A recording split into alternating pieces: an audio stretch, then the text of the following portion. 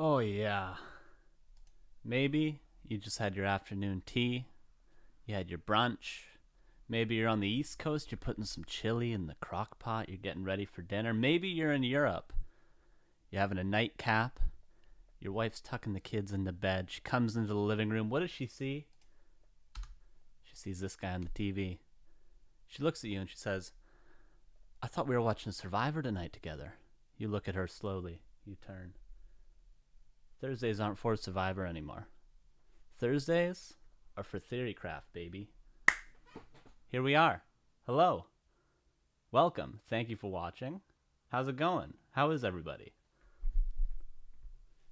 All right. Can you hear me? Can you see me? Is it all good? Is it beautiful? Is it nice? Is it sweet? Is it sexy? I'd like to say, first of all, thank you to Neo and Remo for allowing me to use their platform to do this. Thank you to Ricky, of course, for helping me set all this stuff up. And I'm really excited, man. This is going to be fun. It's going to be fun. Awesome. Very cool. Very cool. Very spicy. Looking good. Awesome. Awesome.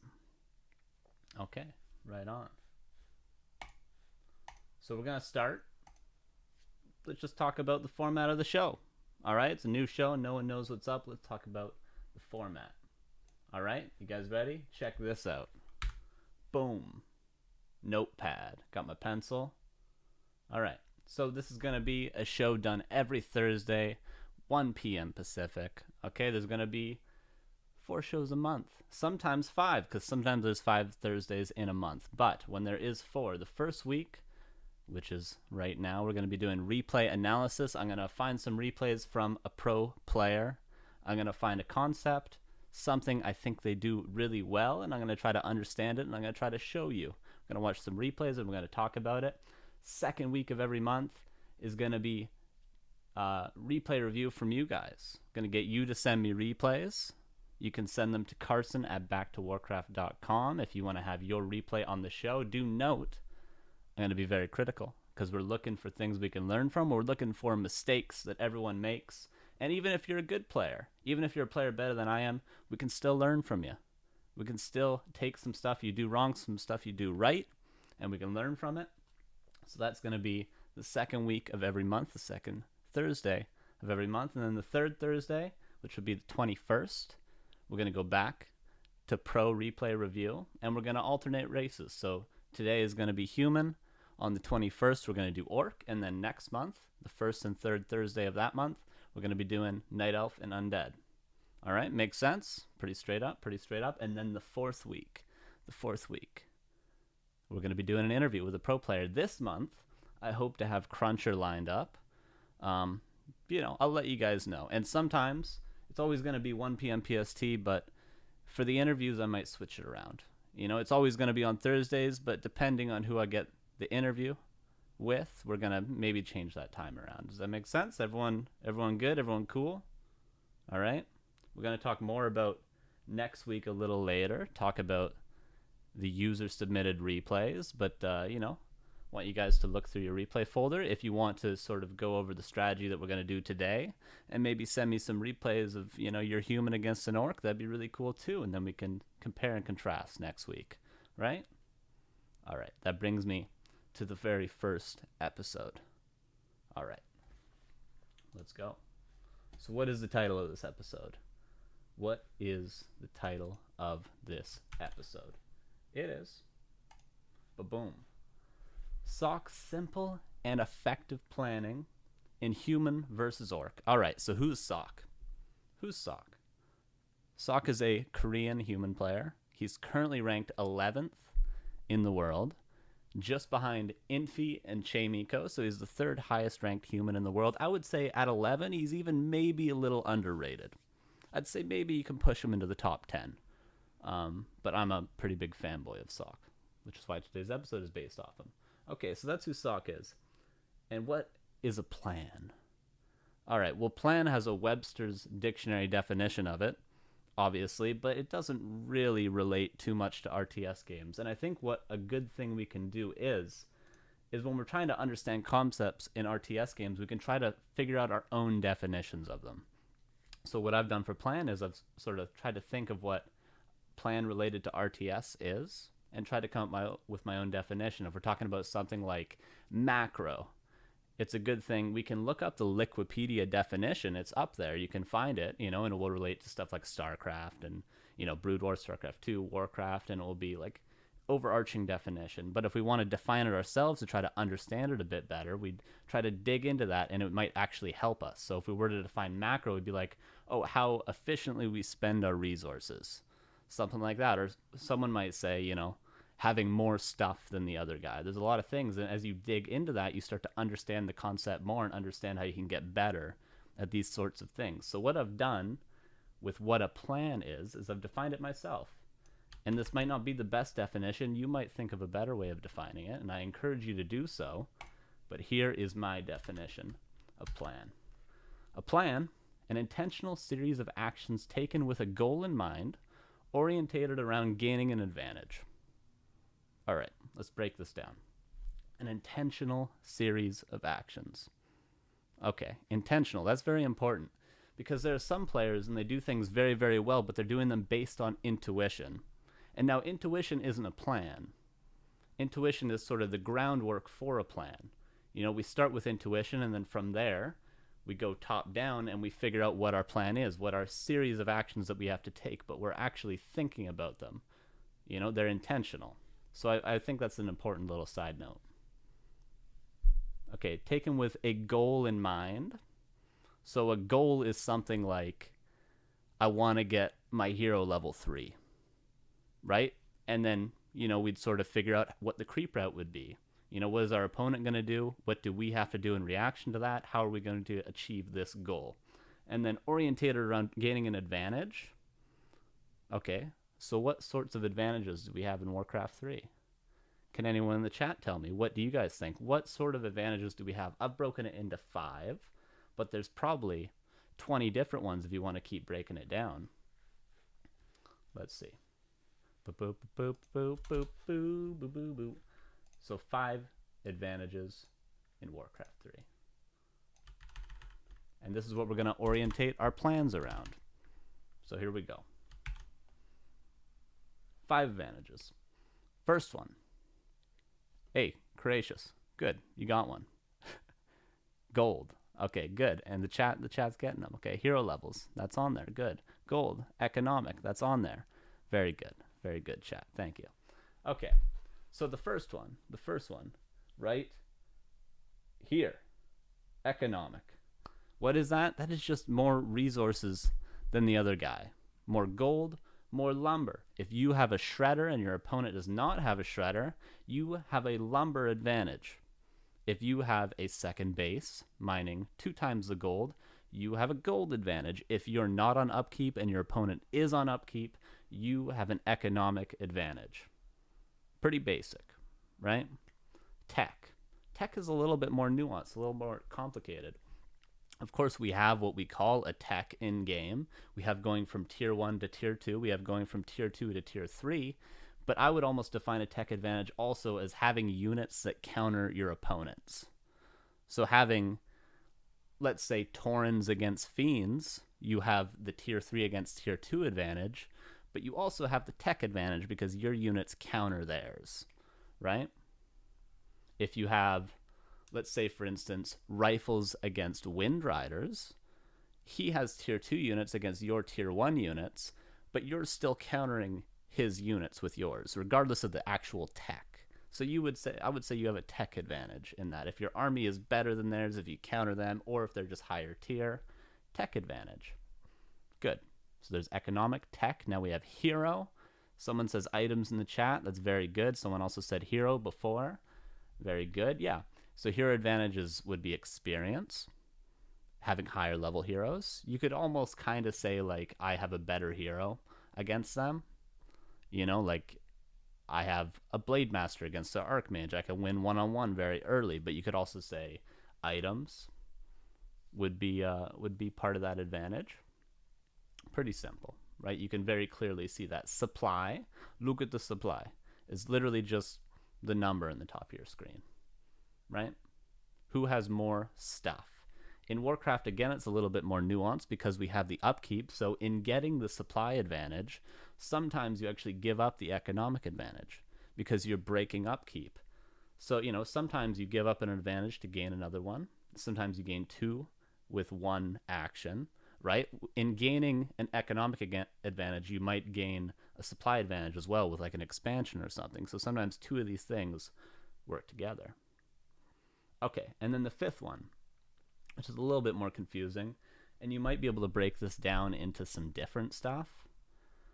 But I just said map control or opportunity. You might hear people say, he has that had a big opportunity cost or something, which could also be defined as like time. He spent a lot of time on this thing. But, I think map control is a good way to put it. So map control is like the creeps, for instance, on one side of the map are not crept, and on the other side they are crept. So I have a good opportunity to just creep on my side, and you have to go more aggressive in order to get creeps. So I have the advantage for map control, or I have more opportunity to creep. Or you could say, your army's very low health, so you have to go back home to heal. So I have map control because my army's high hit points, and I have more opportunity to do things on the map. Things like that. Make sense? So 5 sort of advantages. So when we're making a plan, we want to orientate our plan around gaining one of these advantages. Okay? Very cool. All right, and then the end of the title. So now we know who SoK is.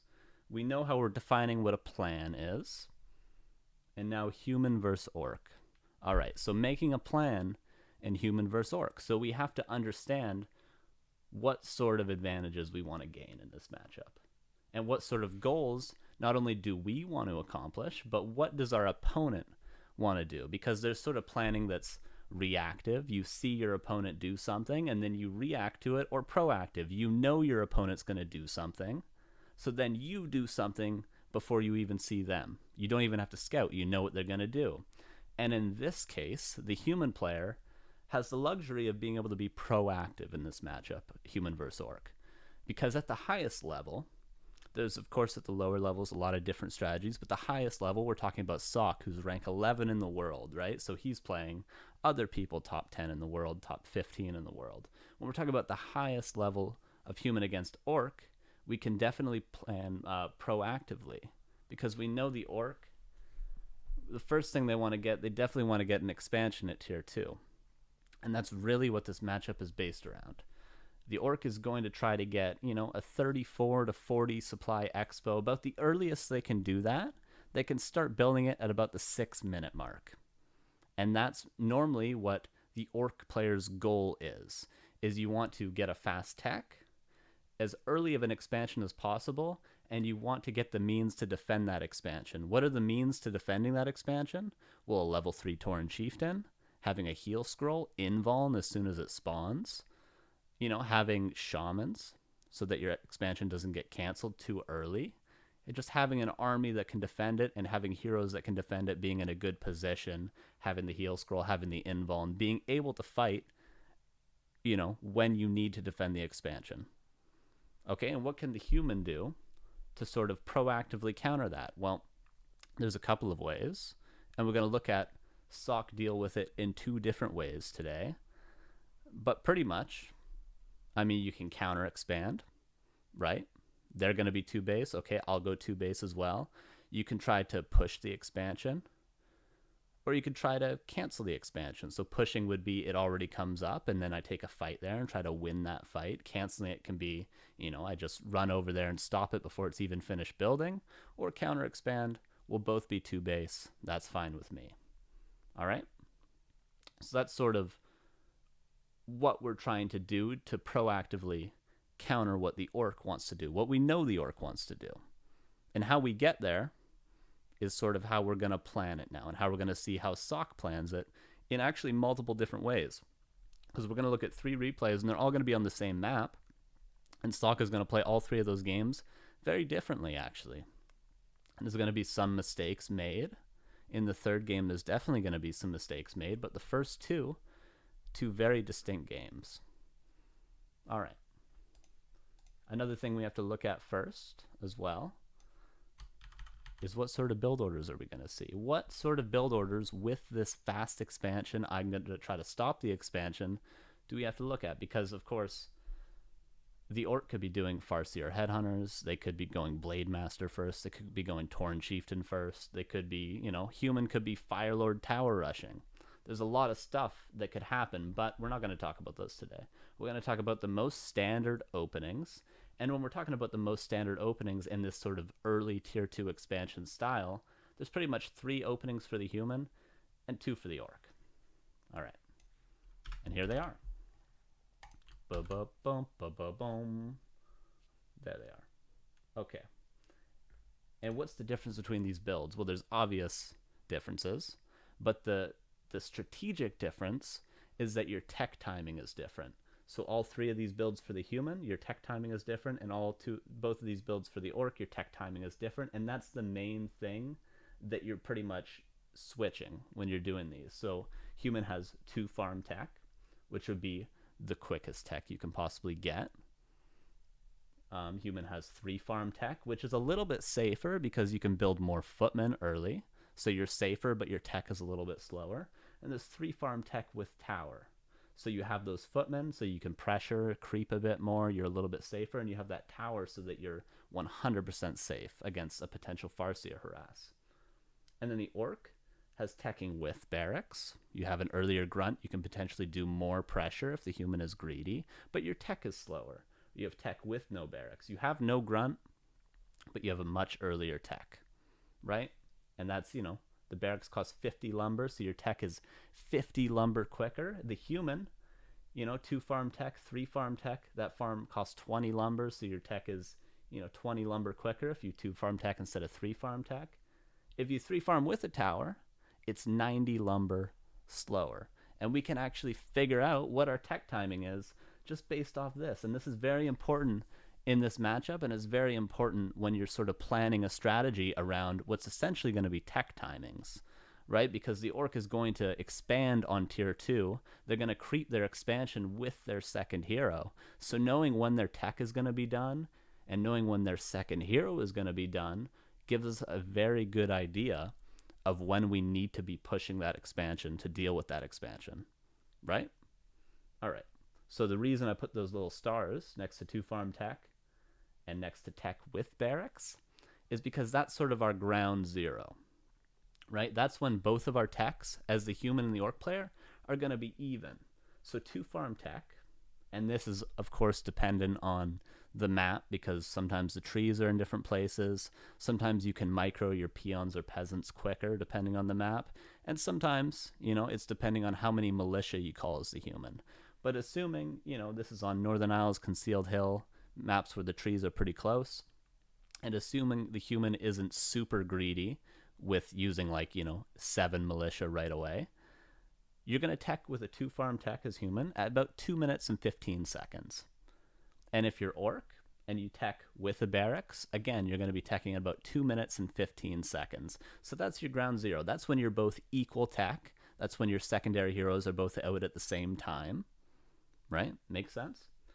And then for about every 10 lumber you spend, every 10 lumber, so going from a 2 farm tech to 3 farm tech, you spend 20 lumber, right? It's about a 5-second slower tech.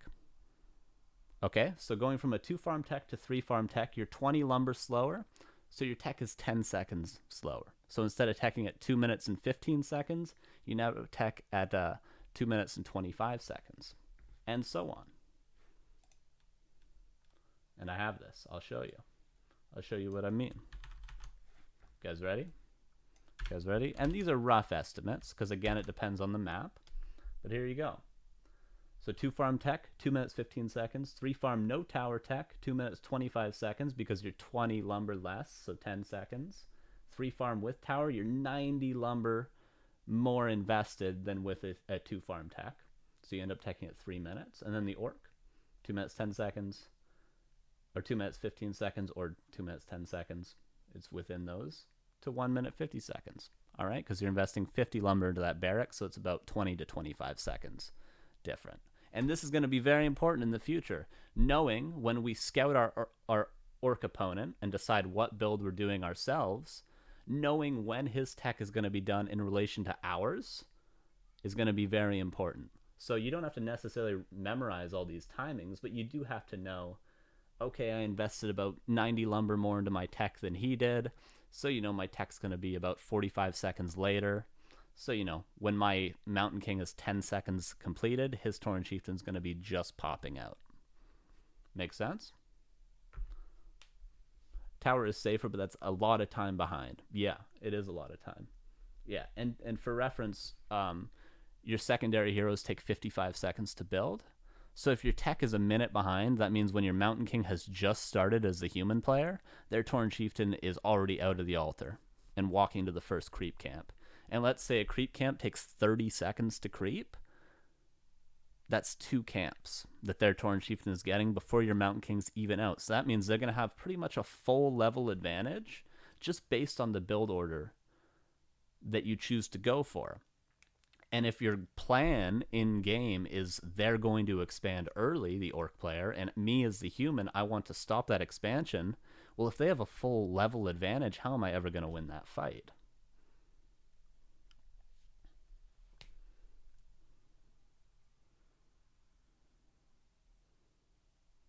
Everything makes sense so far. There's a lot of numbers, I know, but it's very important, and I want everyone to get their notepads out and write this down, All right.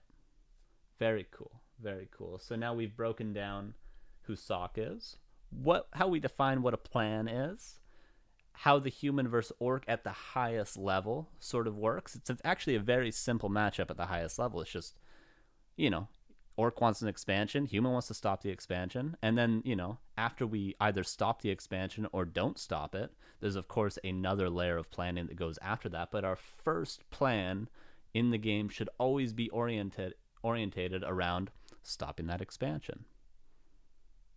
Okay, and we're going to look at how SoK does that. Very cool. Very cool. Very cool. Are you guys ready to jump in to replay number 1? Because I am. I absolutely am. A couple of more numbers you should know.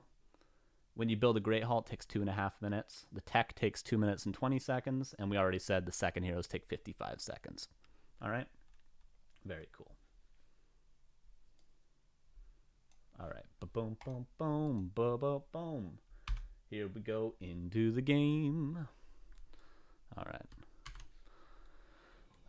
Okay, we're going to watch it on my boy Ladin's point of view. Because this guy, what a beast. What a beast, right? All right. Okay, in the bottom left of Northern Isles, all the games will be on Northern Isles today. All right, because when you're making a plan, they are very map specific. All right, in the bottom left, we have Focus, the Korean orc player. And in the top right, we have SoK, our hero today, the legend. And we're going to see him play a beautiful game here, an absolute miraculous game, a splendid game.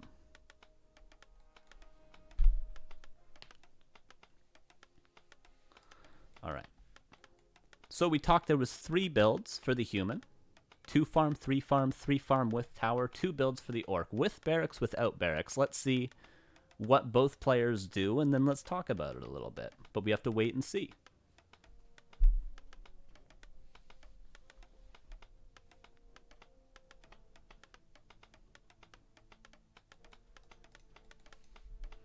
All right.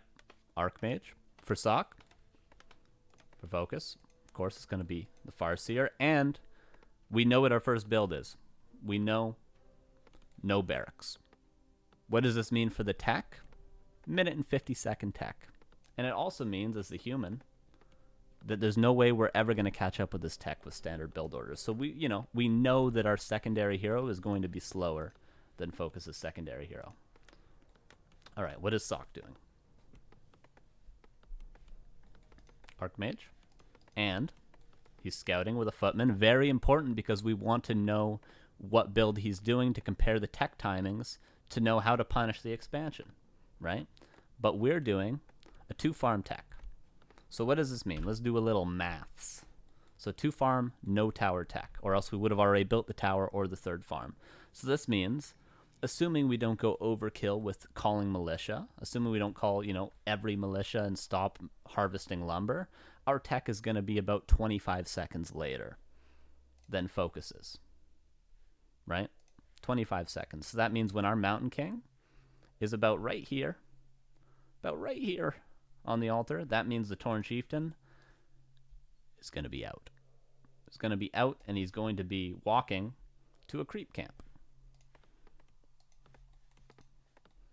All right. And that's what this footman is going to confirm. SoK, Archmage comes out. Notice he's only calling a few militia. He's calling just the amount of militia that you need to still be able to get this tech on time. Because look at the gold. Look at the lumber. He's going to be teching as soon as he has enough gold.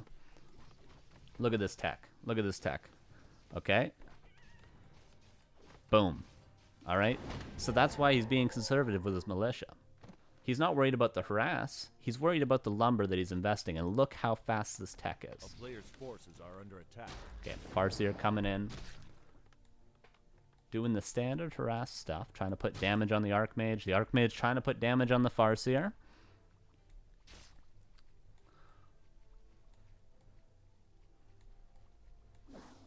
Alright. The tech. We can see the advantage. The barracks is going up. The second burrow is going up. Militia are called.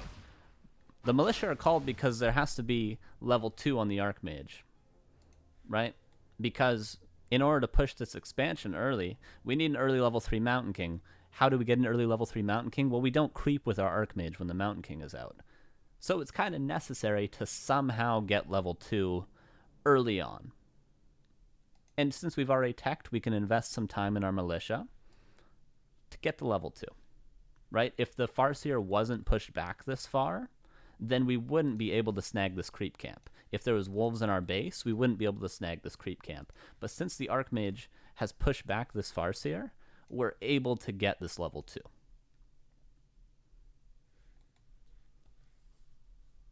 Right? Good. So he's going to get the level 2. So then he'll have it with that Mountain King, have that aura for his priest, for all that stuff, Footman. Pressuring back the Farseer. All good stuff. Goes back, picks up the item. The wolves scout it. Gets Cloak of Shadows.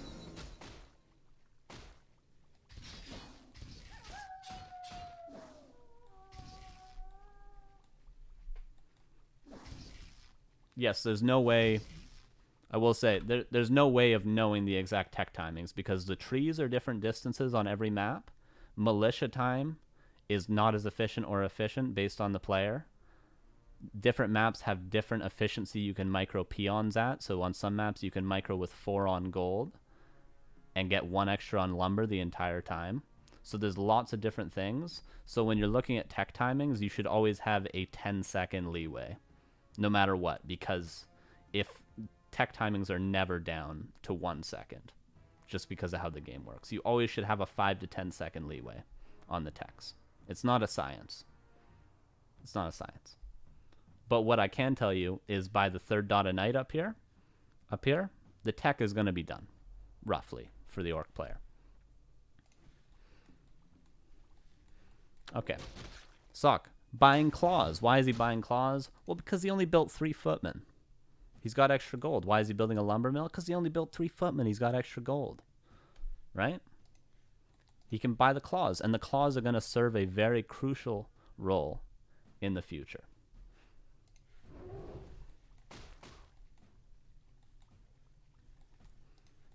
Alright, Archmage level 2, that's about all you need to get done. And now you're kind of in this weird spot as a human player, and this is where SoK is so smart. Okay, so you have 3 footmen. You have an Archmage level 2. You have no other units. He's building a blacksmith, he's going into Riflecaster, we'll talk about that more later. But what can you get done? Well, if you go into the base, you have 1 water elemental. You're not really going to be able to do anything. The footmen are going to die to the burrows. The water elemental is not level 2, so you can't really kill any burrows. You're not going to be able to cancel any tier 2 because, again, you only have 3 footmen. So what can you really get done? You don't want to take any risks, and you also want to save creep camps for your Mountain King, right? So what can you get done? What can you get done? And some players would try to overcommit to something here. This is where you see beginner players always overcommit. You might see a beginner player just run over to the expansion and try to creep it with 3 footmen and a water elemental, because they feel like they need to do something. They feel like if they're not creeping or attacking or canceling tier 2 or expanding, they're not actually doing something efficient in the game. But when you get to something like SoK's level, there's very, very small details that you can actually gain a huge edge with. And we're going to see SoK gain a pretty decent edge as much as he can while still keeping the plan in mind. And what's the plan? To have a nice army that can push that expansion very early and to get that Mountain King level 3. So again, you can push that expansion early. So how's he going to do that? Wolves chasing the Archmage. The footmen take a little bit of damage, but it's not a big deal. All right. Archmage going around. Remember, the Archmage bought claws. He's got 2 claws of attack. By the way, the tier 2 is going to be done now. Tier 2 done. Torn Chieftain will be started soon. Okay, footman going to die. A little bit of a mistake from SoK. Not a big deal, though. Little bit of a mistake. The footman gets ensnared. We can't all be perfect, right? Okay, SoK comes in. Damage on the Farseer. And notice, he's going to change target now. He's going to put some damage on this grunt. And then I want you to notice, I'm going to go to SoK's vision. Notice this means, this circle means he's on the water elemental. He's controlling it. So right now the water elemental is attacking this grunt. Watch what he does. He starts focusing the other grunt. Why does he start focusing the other grunt? Why? For what reason might he switch target from the Farseer, get the Farseer to half health, this grunt do 200 damage to this grunt, and then just switch to this grunt? And also bring the footman back in. There's no way he's going to win this fight. He's got 2 footmen against 2 grunts. Grunts are way better. How's he going to win this fight? He's not. And look what he does. A player's forces are under attack. And Buddy in the chat nails it. Yeah, look at the damage. Look at the damage. He's never going to get these kills. Never, ever. This would be a huge mistake from Focus if he got any kills. But what does this do? Yeah, all these grunts need to be salved. And what does it mean when you have to salve all these grunts? Well, you can't be creeping your Torn Chieftain when you have to salve the grunts. All right. So now he's creeping this because, of course, the Torn Chieftain buys the salves when he comes out of the altar, or else you're a little bit low on gold. So you have to wait till your TC's out to buy salves and then heal them. But if your TC comes out and you have to salve both these grunts, you're going to be a lot later starting the creep camp. All right. And we'll just note, I said about 25 seconds later on the Mountain King, so the Torn Chieftain should be out now, right? Because this hero takes about 55 seconds to build. So, you know, like right here when the Torn Chieftain came out, we look at the Torn Chieftain. He's just ran out of the altar. So our timing is about right. And SoK could have known this without ever scouting, just by looking at his own Mountain King. You just look, you know, we're talking rough estimates. You just look at 50%. 50%, and we know his Torn Chieftain is either out or about to be out. Right? Good. Power building Arcane Sanctum with 3 peasants. Very important. Rifles. On the way out as well. What are rifles very good at? Rifle caster, to be specific, because you might see some humans sometimes go for 2 Arcane Sanctums. For mass casters, you might see sometimes humans go for rifles. It seems like they're just flipping a coin and doing it at random, but no. What rifles are very good at is being very strong early on, and then they drop off later. Rifles are very strong from about the 7-minute to 9.5-minute mark. And then as the orc gets more grunts, you know, more mana for Lightning Shield, level 4 Torn Chieftain, especially level 5 Torn Chieftain, Invis pot on the TC, Invuln to dodge the first bolt to land a clean first stomp, Rifle Caster really falls off, and that's when you need 2 Sanctum, because you need a wall of breakers, you need Sorceresses for slow, but what rifles are very good at, and I'll say it again, is being strong early. So what are we doing? We're slowing down the Torn Chieftain's creeping by putting damage on these grunts, We're going to creep our Mountain King up very quickly, and we're going to have a very strong army early on to try to deal with this expansion that we know is coming from our opponent. All right? Makes sense?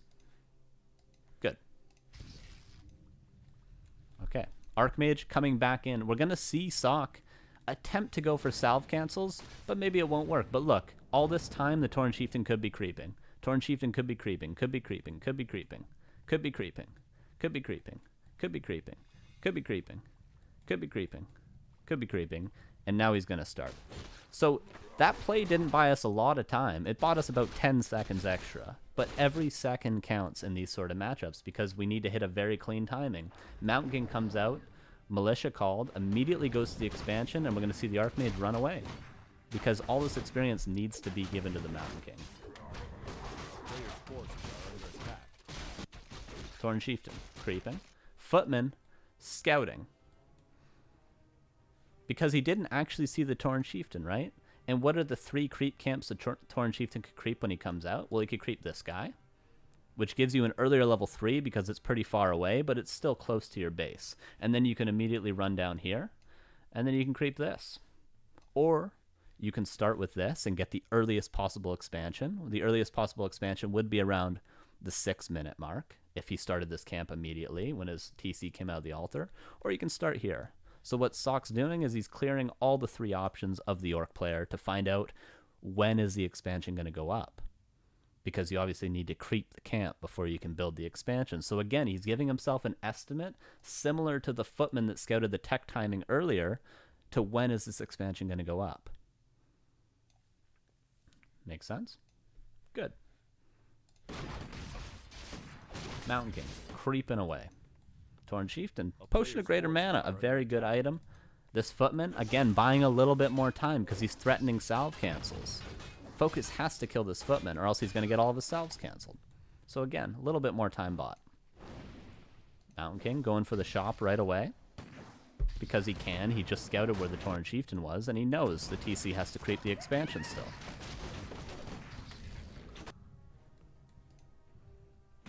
Alright, Tauren Chieftain, creeping the Expo.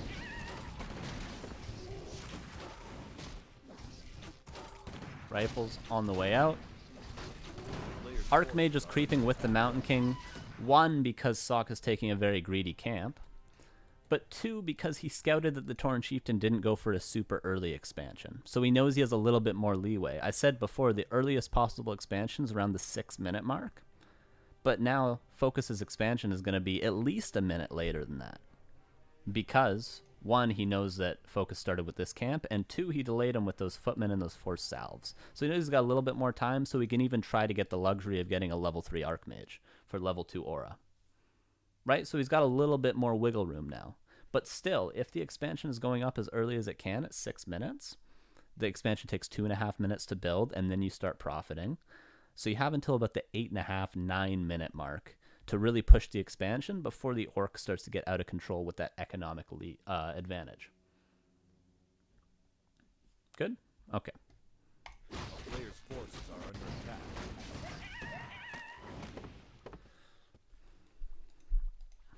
Sobi Mask, also a good item. They're both getting pretty good items.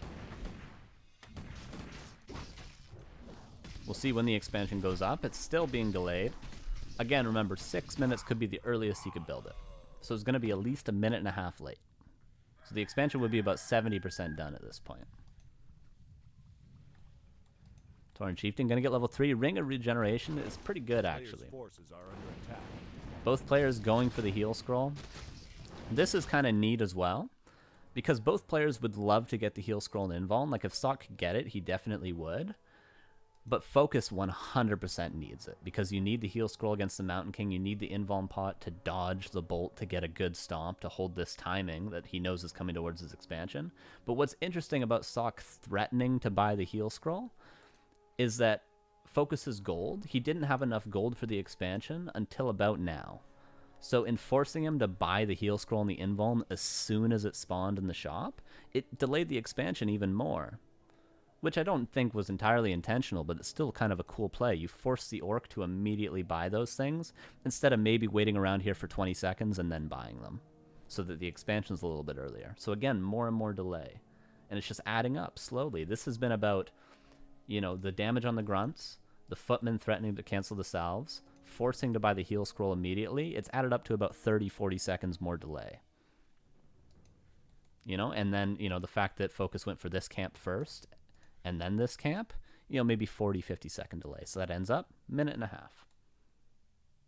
Minute and a half. A player's forces are under attack. Thorn Chieftain gets level 3.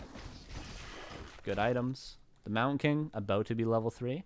When did we say this timing had to be ready by at the earliest? 8.5 minutes. Because the earliest the expansion from the Orc can go up, 6 minutes. So 2.5 minutes to build it. You start profiting. 8.5 is when you want to be pushing.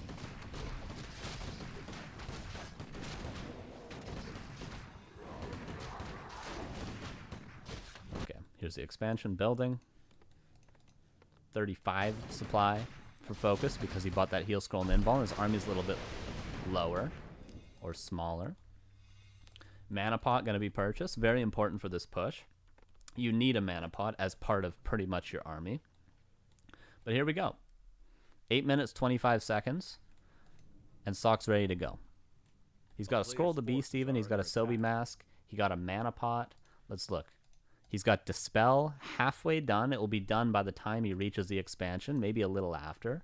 +1, same time. What is his supply? 46 supply. So SoK's like really ready to fight. He's got a mana pot. He's got level 3 Mountain King, Scroll of the Beast, Dispel on the way, +1 on the way. He's got everything he needs. 8 minutes, 30 seconds. Right? And even if he was 30 seconds slower, 45 seconds slower, that's why I'm saying, you know, these are rough estimates. You have some leeway. Because people aren't perfect and people don't do the same thing every game. Okay? A player's forces are under attack. And because of these delays, and because of how clean this timing is from SoK, no way Focus can hold this expansion. He just gives it up. And look, as soon as he gives it up, SoK turns around. This is another mistake you can make. What was the point of this army we built? What was the point of the timing that we're doing right now? Was it to win the game? Was it to win the game? Simple question. Is this the whole plan? Is this the end of the plan? It's we get an early level 3 Mountain King at 8 minutes and 30 seconds, and we just push and win the game because we're stronger. Apparently, SoK doesn't think so. Why? Because his plan all along this entire game was just to stop this expansion from coming up. That was the entire plan for the game. And now he's accomplished that goal. His plan has succeeded. So now we go into phase 2. We need another plan. We need a plan. What's our plan now? To win the game. Right? Pretty pog. Okay, so what do we have to do? We have to know what the Orcs' goals are now. We knew initially the Orcs' goals was to get that expansion up. And now what are the Orcs' goals? Well, it could be 1, to re-expand. It could be 2, to try to play hit and run. That's really common. You retrain into Shockwave. You get some Raiders, which he is getting Raiders now. And you just start playing hit and run because you know you're not going to be able to win a straight-up fight. Right now, at least. Or, you know, Focus could creep the map and try to get level 5 Tauren Chieftain and hope that I just stay on Rifle Casters if I'm SoK. And then level 5 Tauren Chieftain is going to destroy Rifle Caster.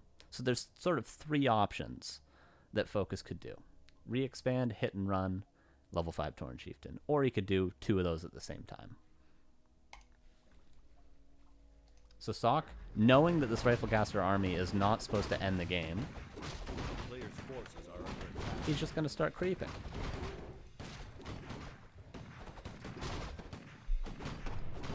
Sending a footman to make sure there's no re-expansion attempt, and this footman is going to serve a couple of purposes. A scout is very important at this stage, because he needs to plan what he's doing next. He needs to scout.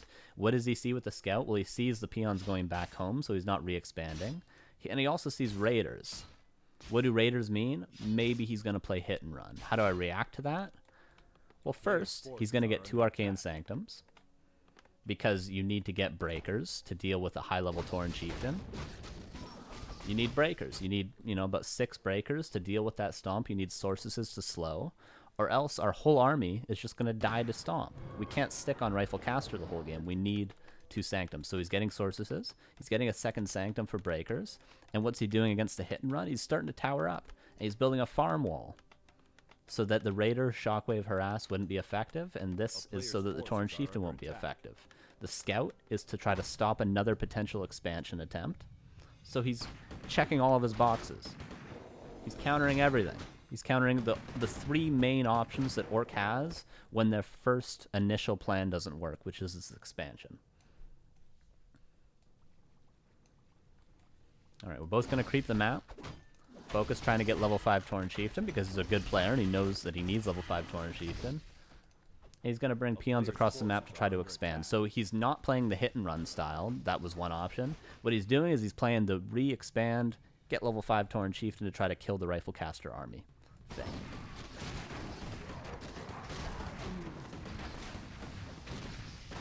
Cloak of Flames, a very good item. Both players actually have pretty good items this game.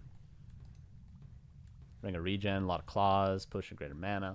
Torrent Chieftain's going to get very close to level 5, if not level 5. We see, respecting the hit and run is SoK. He's going to get 3 towers, and what are coming out now? Breakers should be coming out soon, but he's getting some Sorks to start. And notice he's not fighting. He's not fighting because he knows he can't fight. He knows he can't fight. Despite being ahead after canceling that expansion, SoK knows he's not going to be able to win a fight right now against a soon-to-be level 5 Torrent Chieftain. Even if he's ahead, he still can't win with this army. So he's just macroing up, checking all his boxes, dotting all his I's, and he's going to wait to fight.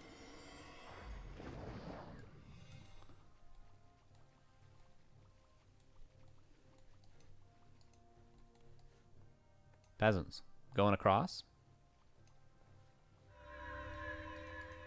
stealing an item. He stole a ring or a claws.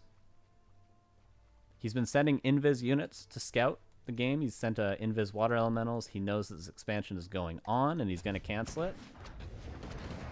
He's also going to counter expand himself. Why is he able to counter expand? Because he's getting closer and closer to being able to actually defend that counter expand because he's getting breakers now. He's going to have his first 2 breakers. Before we know it, he's going to have 4, 6, and he's actually going to be able to win a fight against this now level 5 Torrent Chieftain. Before this, despite being ahead yet again, he still couldn't win a fight. But now that he has the breakers, he can win a fight. He cancels the expansion attempt from Focus.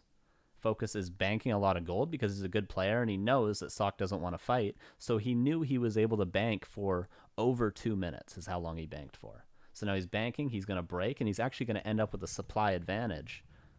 Despite investing into this expansion not once, but twice already, and towers. And that's cool. That shows Focus's understanding too. He knows that SoK doesn't want to fight on just a Rifle Caster army. He knows that all he wants to do is stop that early expansion, and then he wants to go creep and get into breakers.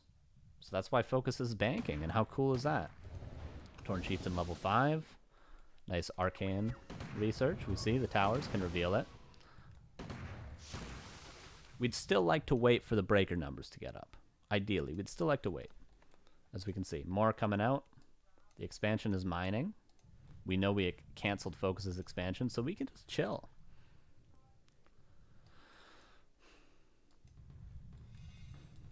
Now, I do think this is probably one of the first mistakes that Focus has made. First big mistakes. I think he could probably have won a fight if he fought a little bit earlier, if he committed in before this arcane tower was up, before the breaker number 4, 5, 6 come out. I think he could have actually won a fight, but he's playing it very safe, especially if the expansion just got up. And if you notice, there's actually only been 1 unit loss. Up until this point, there's been 1 unit killed.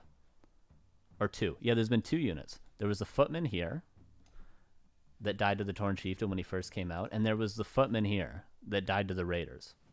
Those are the only 2 units that have died the whole game. That's how passive these players have been. And the only reason that's happened is because Focus couldn't hold the expansion because SoK hit such a clean timing, and then SoK didn't overcommit afterwards.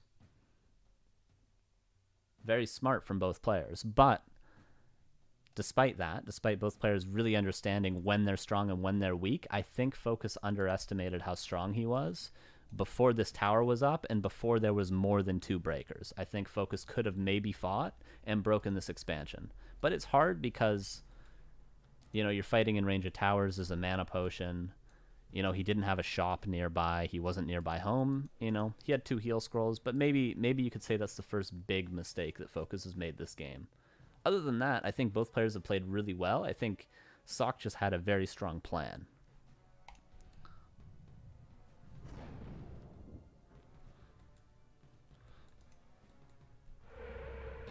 All right, 1 clap coming in because he can. Why not? We see now SoK is starting to get a little bit confident, but there's 2 towers up at the expansion. And, you know, there's no way you're going to break these towers. So we need another plan. Because we know Focus is just going to chill here. He's not going to let us break the expansion. And he's got a supply advantage. Even now he's got a supply advantage. And we've been on 2 base for a long time. Right? So we need a way to break this expansion. Okay, how are we going to break the expansion? Well, we're getting mortar teams. Very, very strong, clean decision. As soon as SoK knew he couldn't break this expansion, he immediately power built a workshop and started building mortar teams. Exquisite. Incredible. It's absolutely incredible. And we see, like, if he tried to push into these towers, there's absolutely no chance for him. Absolutely no chance. So he's building mortar teams. He's counter-expanded. He's gotten the army that can now win the fight because he's got that key number of breakers, 5 or 6. More is ideal. Why is Focus fighting? Because Focus is going in for a harass with a grunt and a shaman. If this wasn't a possibility to harass the peasants here, Focus wouldn't have taken this fight. He would have just chilled by his towers all day. But because he's going for the harass, he's going to commit in, and this is almost a distraction fight. But it ends up being a big commitment.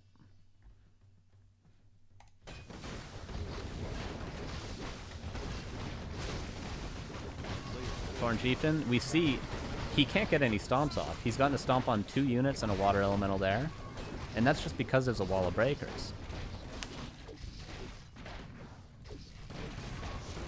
Bolt, still mana. TC, again, a stomp on only 2 units. And this is, again, because there's breakers. If there was only pure rifle caster, the stomps would not be anywhere near that effective. Stomp, that was the first good stomp. I think that was the 4th stomp this fight. And that was the first one that hit more than 2 units. But Mountain King might fall. Mountain King does fall, so pretty good fight actually for Focus, but look at his army. He kills the Mountain King, but he's really just losing everything, and he has to town portal out. And yeah, you killed the Mountain King, but look at the army. Your expansion's about to die, and he did actually kill all the peasants with that distraction fight. But look at the gold for SoK. He's going to tavern back the Mountain King. He's going to be ready to fight all over again, and look at this army. Look at this army. Look at this army. Look at this army. He buys 2 mana pots, no invuln, only a health potion. The towers are falling. But that was still pretty good from Focus. Pretty impressive, all things considering, because really nothing has gone his way this game. But a pretty good fight for him. The towers are now dead. So SoK's just going to TP out. Because he wants to recuperate. He wants to get a mana pot. He wants to heal up. And then he knows the towers are killed. So he can fight at this expansion another time. He's accomplished his plan of breaking the towers so that he can actually take a fight at the expansion. Very neato, if you ask me. Healing up. Gonna get ready to go push that expansion, buying another potion of mana. Focus scrambling to try to get ready for the fight. But he's about to die. Spoiler. He's about to die. If those 2 towers are still up, maybe Focus can hold. But right now it's 50 against 62 supply. Torn Chieftain's not going to be very effective with this number of breakers now. Mountain King level 5. Water elementals are now able to harass the peons all day because, again, the towers have been broken by these two key mortar teams. Bolt, clap. How is the Tauren Chieftain going to get a stomp? He only stomps the Mountain King yet again. You can see the importance of these breakers before you actually take a fight, right?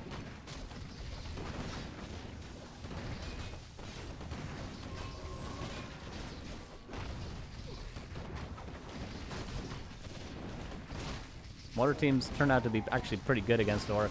GG is called, Mountain King kills everything, and there's the game. Alright.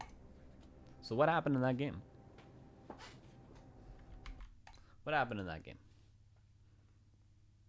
We had a plan initially.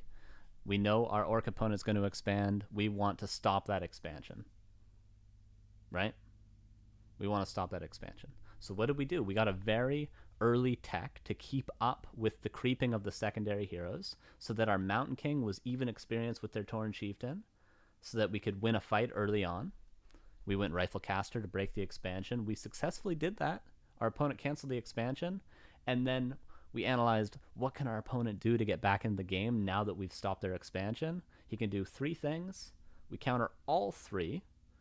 We play nice and passive. We don't overcommit with that army that was only designed to break the expansion, and we win the game a little bit later on. Beautiful. Beautiful, beautiful, beautiful. What a nice plan. What a nice plan. What a nice execution. And we saw how good Focus really is. That even though everything went right for SoK and he played that game pretty much perfectly, Focus was almost able to actually bring it back in a couple of the fights because his micro's so good. And he did that really nice play of he knows that SoK is going to be passive, so he banks 1,600 gold to keep up in the supply. Right? So that was a really nice play from Focus as well to come back in the game. All right. Cool. Cool, cool, cool, cool, cool. So there's game 1. Are there any questions about game 1?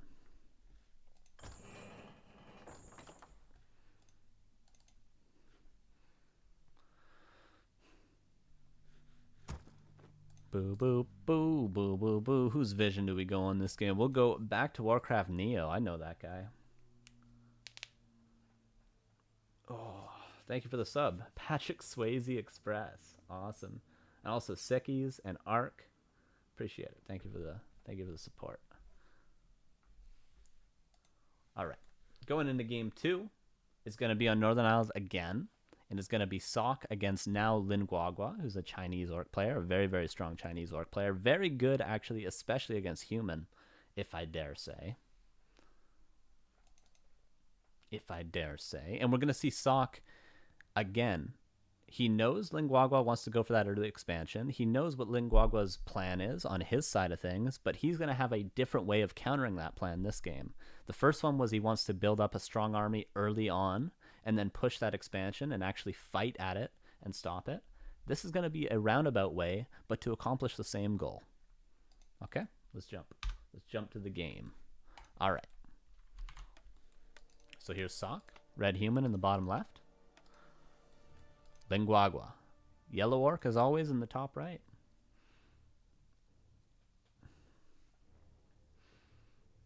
It is a Bad Brains t-shirt, yes. Yes, I got this in Seattle. Got this in Seattle. Pepsi YMBI says in the chat, why not go straight breakers and skip the rifles? That's a very, very good point. Let's talk a little bit about that. Let's talk a little bit about that before we jump to the game. So we know that breakers are better later on. We know that pretty much to end the game, in order to actually win the game, we need to get those number of breakers up. Unless we do a lot of damage early on and we're able to just kill them outright, kill the Orc player outright. But yeah, you're right. You need breakers, you need sorceresses. That's your sort of game-winning army. What are rifles really good at? They're really good at being strong to try to break the expansion, but not so much at just winning the game straight up. So you ask, why don't we just go breakers right away? Why don't we just go breakers right away? Because it takes a while to get those. You need about 4 to 6 breakers we talked about to have that nice wall against the Tauren Chieftain. You need sorceresses and priests instead of just priests, and you need the adept upgrade for both. So it takes a while to get. Whereas rifles, you just get 3 priests, 3 rifles, and you're good to go. You get your level 3 Mountain King, you're ready to push. So, that's why rifles are so much better earlier on. We were talking about from about the 7.5 to 9.5, 10-minute mark earlier. Whereas, 2 Sanctum breakers right away, you need till about the 9, 10-minute mark to be strong, unless you already have a huge advantage. Yeah? Cool.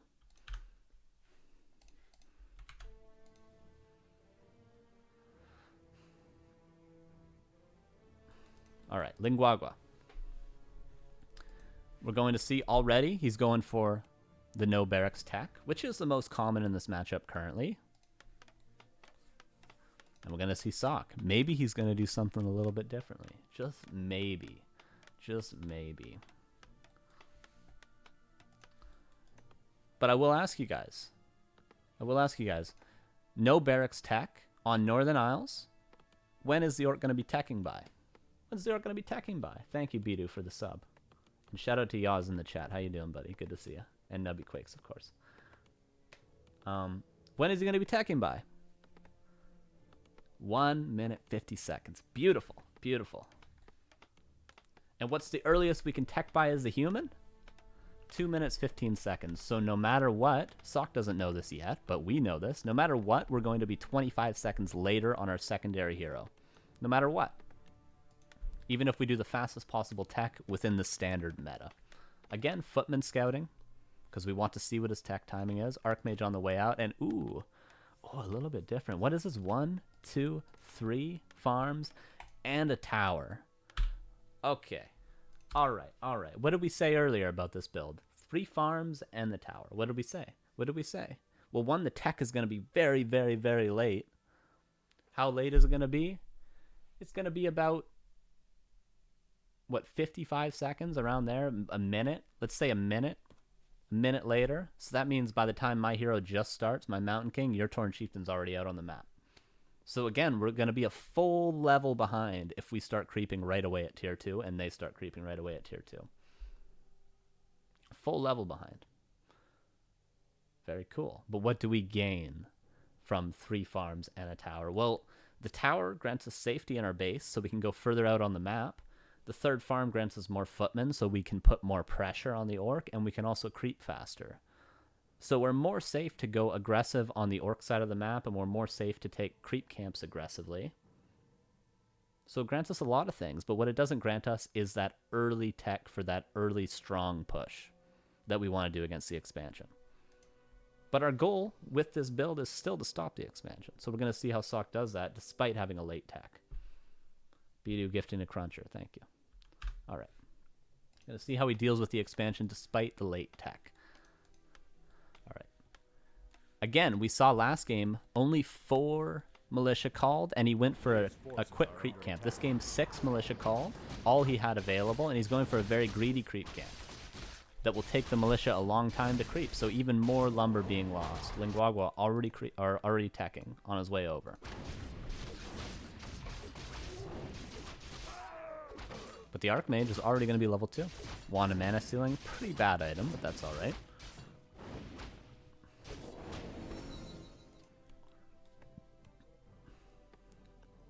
Footman coming out.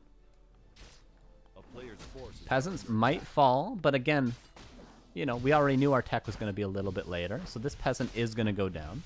Going to lose 1 peasant, but what are we exchanging it for? Lots of creeping. Lots of creeping. We're already level 2.1. We're about to be 2.2. Or we are 2.2. Thank you, War 3 Booster. A really nice steal from Linguagua. We're going to see how crucial these sorts of steals are. But we see the tech still not started. Very late. Later than that 1 minute that we are estimating it to be. Even later. 4 footmen. More footmen than we saw the entire last game. Flexible, thank you for the sub. More footmen than we saw for the entirety of last game. Wolves being fed, more experience given. We see how aggressively SoK is creeping. He's creeping right in the Farseer's face, something he didn't do at all last game. Last game he waited, if you remember. He waited, he was spawned here. He waited till he pushed the Farseer all the way back here until he decided to call militia and creep this camp. He was much, much safer about it. Why was he safer? Because he teched much greedier. He had less footmen to defend the peasants if they took too much damage. A lot of things. He had no tower early, so he had to be a lot safer. This game, he's got the tower. He's got the extra footmen. He's sacrificing his tech, but he's able to creep right in Linguagua's face because of this. And that's what he's doing. Will the Farseer steal any other creeps? He won't. He's only stolen the one so far.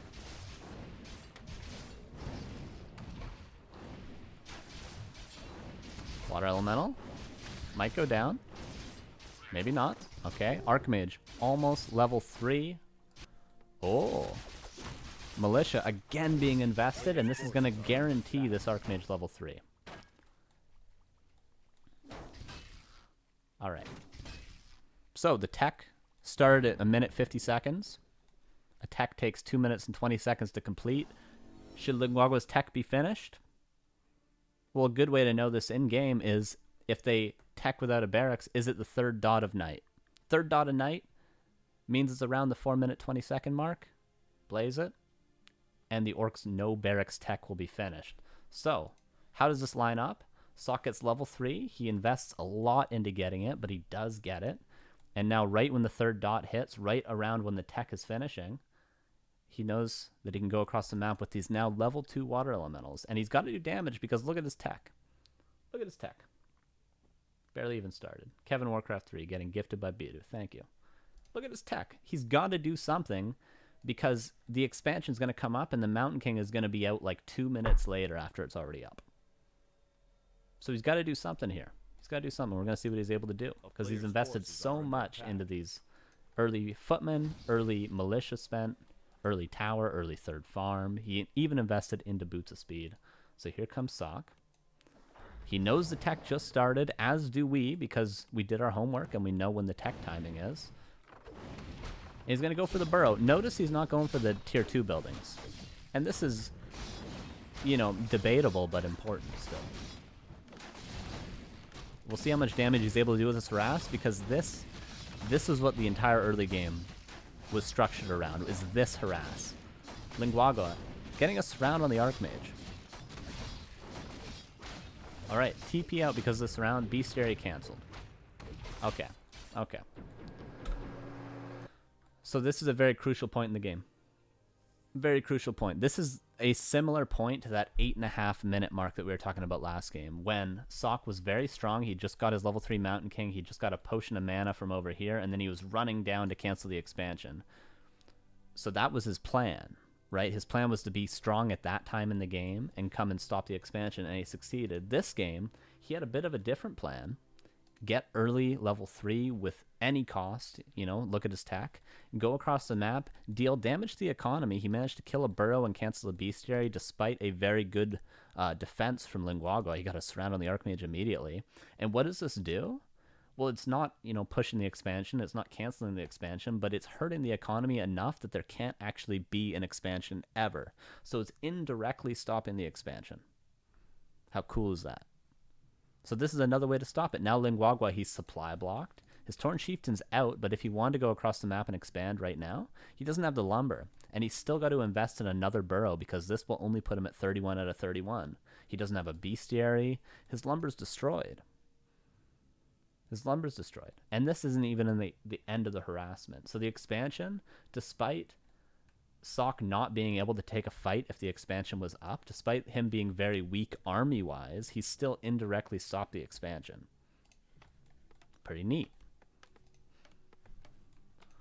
Now he's healing up, and he can even go across the map again, but his, you know, he's pretty much already accomplished what he wanted to accomplish. He stopped the expansion because keep an eye on Linguagua's gold and lumber. And look, Mountain King, not even out. Not even out. Torn Chieftain could almost be level 3 before the Mountain King's even out. That's how much delayed this tech has been. Bestiary and third burrow trying to be rebuilt. Look at the lumber, look at the gold. 723. Look at that. He even needs to get adept training. Expansion being now crept. So let's say for instance, this is a cool little thought experiment. Let's say for instance, SoK did this build. Right? SoK did the same build, 3 farm, no arcane tower. He goes into the base, he gets no damage done at all. No damage done at all. What would that mean? That would mean Linguagua would have enough resources to expand right now. Where are we at on the timer? Well, we said right around 6 minutes. That's the earliest you can expand as the Orc player. So SoK would have accomplished nothing. His tech would have been super late. His Mountain King not even started yet. And the expansion would be safely going up right now, if there was no damage done. So this plan from SoK is much riskier, right? He needs to get damage done with the Archmage level 3, and he also needs to get the level 3, so he can't have Linguagua stealing all his creeps. Right? So it's a much riskier plan, but if done right, we can see the Orc is just destroyed. He can't even build Shamans right now. So it's high risk, high reward, whereas the Rifle Caster 2 farm tech build we looked at in the last replay is more of a stable, you know, you have a better follow-up, you're a lot safer. You know, you just have to creep. You don't have to actually make plays and make it into the base on time, creep right in front of the Orc, stuff like that. So it's a safer, more consistent build. This is high risk, high reward. A player's forces are under attack. All right, Mountain King being built. Going back in for harassment. No town portal, so you got to be safe. Got to be careful, I should say. But he's going to cancel the burrow again. The damage has already been done, but now, you know, this is all just gravy on top, right? So he's going to cancel the Bestiary again. He's going to cancel the burrow. 2 Sanctum. Why is he going 2 Sanctum? Well, because there's going to be no expansion ever. So he doesn't need to go Rifle Caster. And now, because of the amount of damage he's done in the main base, even if he loses some footmen here, he's still going to have time to get this army out. Because Linguagua is going to be weak for so long that SoK's going to have time. He doesn't need this Rifle Caster army to accomplish what he wants to accomplish. He can just go straight to the strong Breaker Sorceress Priest army that he wants. Incredible. Incredible. He's going to lose some footmen, but it's totally fine. Linguagua would never be able to fight. If he went to the base of SoK right now, he wouldn't even be able to kill the militia with that Mountain King being out.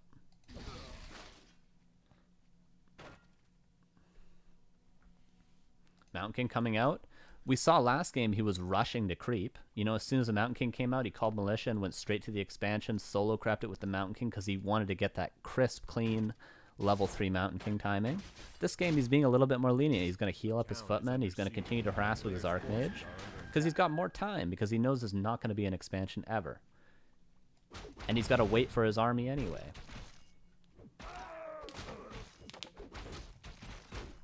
Alright. Now he's creeping. He's going to call some militia. Same creep route, because you still need level 3 Mountain King or you can't win a fight. That's still something you need to get eventually, but you just don't need to get it as fast. Torn Chieftain, almost level 3. As he was in the last game, he was level 3 around 8 minute 10 second mark last game, right? The Mountain King was level 3 at 8 minutes and 20 seconds last game, so we can see how far behind he is. We said he's going to be about a full level behind, and he's even more than that right now. So again, high risk, high reward. He's sacrificed a lot to get to this point, but his plan actually worked out, and he managed to do a lot of damage. As we see Linguagua, complete shambles. Right? Complete shambles.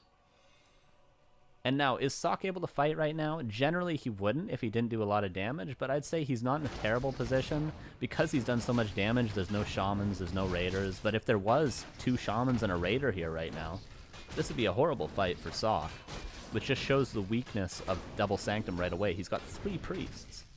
That's all he's got. He's got 3 Priests. He's got 1 Sorceress now, but you can imagine if he didn't do all the damage that he did do with the harassment. Look at this army. Like, what?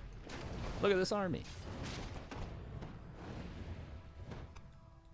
But he's winning it because of the amount of damage he's done, so this is the high reward part of it. Not only are you strong with a weak army, but you've also stopped the expansion without ever having to see an expansion.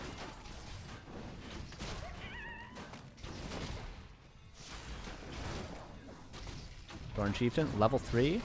If he could get a good stomp, he would do well, but now there's Sorceresses. We talked about how crucial those are to deal with the Torn Chieftain as he levels up.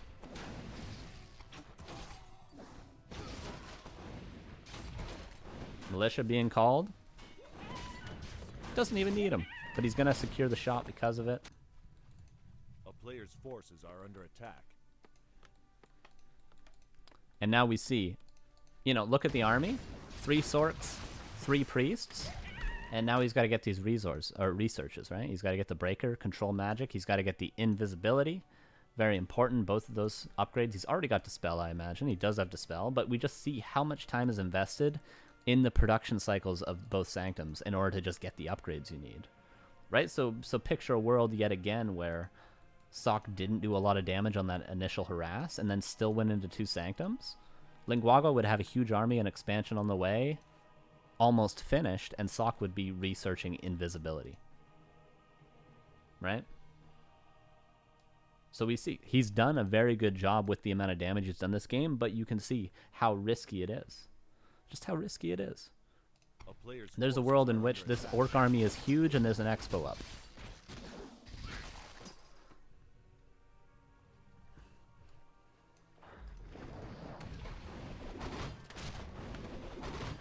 No, thank you guys. Thank you guys. Alright, Book of the Dead. Very good item, Book of the Dead. Against Orc in this meta because they don't have AoE Dispel. Just wanted to say that. Very good item. I wouldn't recommend selling it. We're going to see how effective it is soon enough. But look, SoK is so ahead right now. But like, if I were to go in this fight and I wasn't one of the best human players in the world, which I'm not, I would certainly win this or lose this fight against this Orc player. Certainly I would lose. 2 Headhunters, there's a Raider, there's a level 3 Tauren Chieftain with a Speed Scroll, almost level 3 Farseer. I have 6 casters. I have 3 Priests and 3 Sorceresses, not even level 3 Mountain King. I would certainly lose this fight. But, you know, this just shows how good these players are, how high level it is, that SoK's actually able to capitalize on the advantage he has and, you know, be in a dominant position in this fight.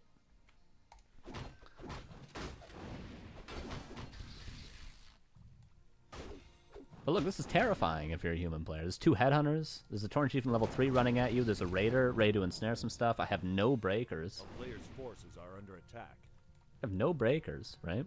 But look at SoK. He's moving forward.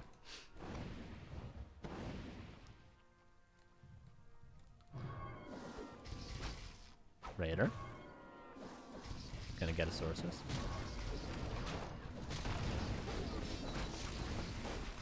Farseer, level 3, level 2 Wolves, but immediately dispelled level 3 Mountain King.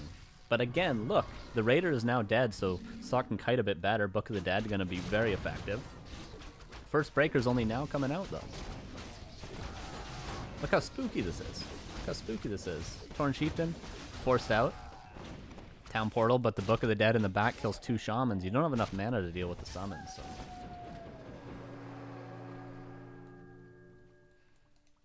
So SoK manages to scrape by a win in that fight when he probably shouldn't have, but, you know, there's definitely a world in which Linguagua wins that fight. Again, reinforcing the fact of how weak 2 Sanctums are early on. And now they're starting to really pick up. You know, around the 10-minute, 11-minute mark, they start to pick up. You start to get this wall of breakers. Very clean. Now SoK. He's going to do something a little spicy here because he knows how ahead he is. He could just kill 2 Shamans. His army is really strong.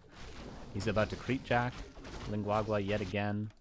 He's towering up. Because why not? Linguagua, again, known for playing hit and run. And what is hit and run good at? It's good at just ignoring whatever army you have, despite having an advantage.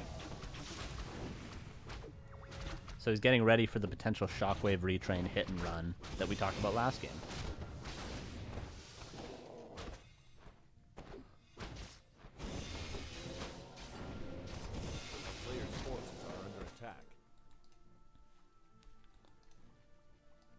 Peons, long distance mining, because Linguagua has a lot of lumber. Tier 3 from SoK. Why can he do that? Because he's just so far ahead. Because he's just so far ahead. Crestfallen, thank you for the sub. 44 months, my man, dude, my man. 44 months, absolutely incredible. Absolutely incredible. A player's forces are under attack. But we see now, still, SoK went tier 3 because he's that good and he's very confident in his position. But again, if I were to put myself in the shoes of the human player here, I have 4 breakers, sorry. There's 2 Kodos, there's Raiders, there's a Tauren Chieftain running at me. There's a world in which I still lose this fight. You know, it's a very difficult army to win with if you aren't one SoC and have amazing mechanics, but two if if you don't have a very big army, like a 60 supply army with lots of breakers. You know, if you're still on 50 supply, this 2 Sanctum army, although if controlled properly is very strong, it's hard to use and you can very easily lose a fight. Whereas with Rifle Caster, you know, before the Torn Chieftain gets out of control, much more easy to win fights with, right? A player's forces are under attack. Burrow gonna go down. SoC just trying to buy time for tier 3. What is tier 3 gonna give him? It's gonna give him Paladin, Inner Fire, Polymorph if he wants. It's gonna give him Knights, Frag Shard Mortar Teams if he wants. Probably not Knights because there is 2 Kodos on the field, but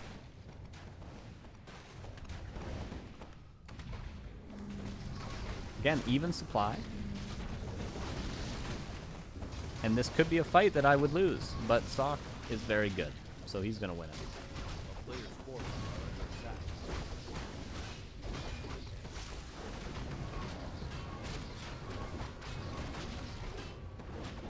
BTAH, Bata. Thank you for the 7 months, brother. Torn Chieftain, we see how well controlled he is. Has he even got any good stomps? He's out of mana, out of health, you know, out of resources, out of time, and he's about to GG. About to GG. And notice behind this, SoC is not broken upkeep. He's banking and he's going tier 3. And he's still just destroying Lingwagwa in his own base. In his own base. Shop goes down, Water Elemental is going to deal with the burrows, and Lingwagwa's about to GG. About to GG. About to GG. Incredible. Incredible.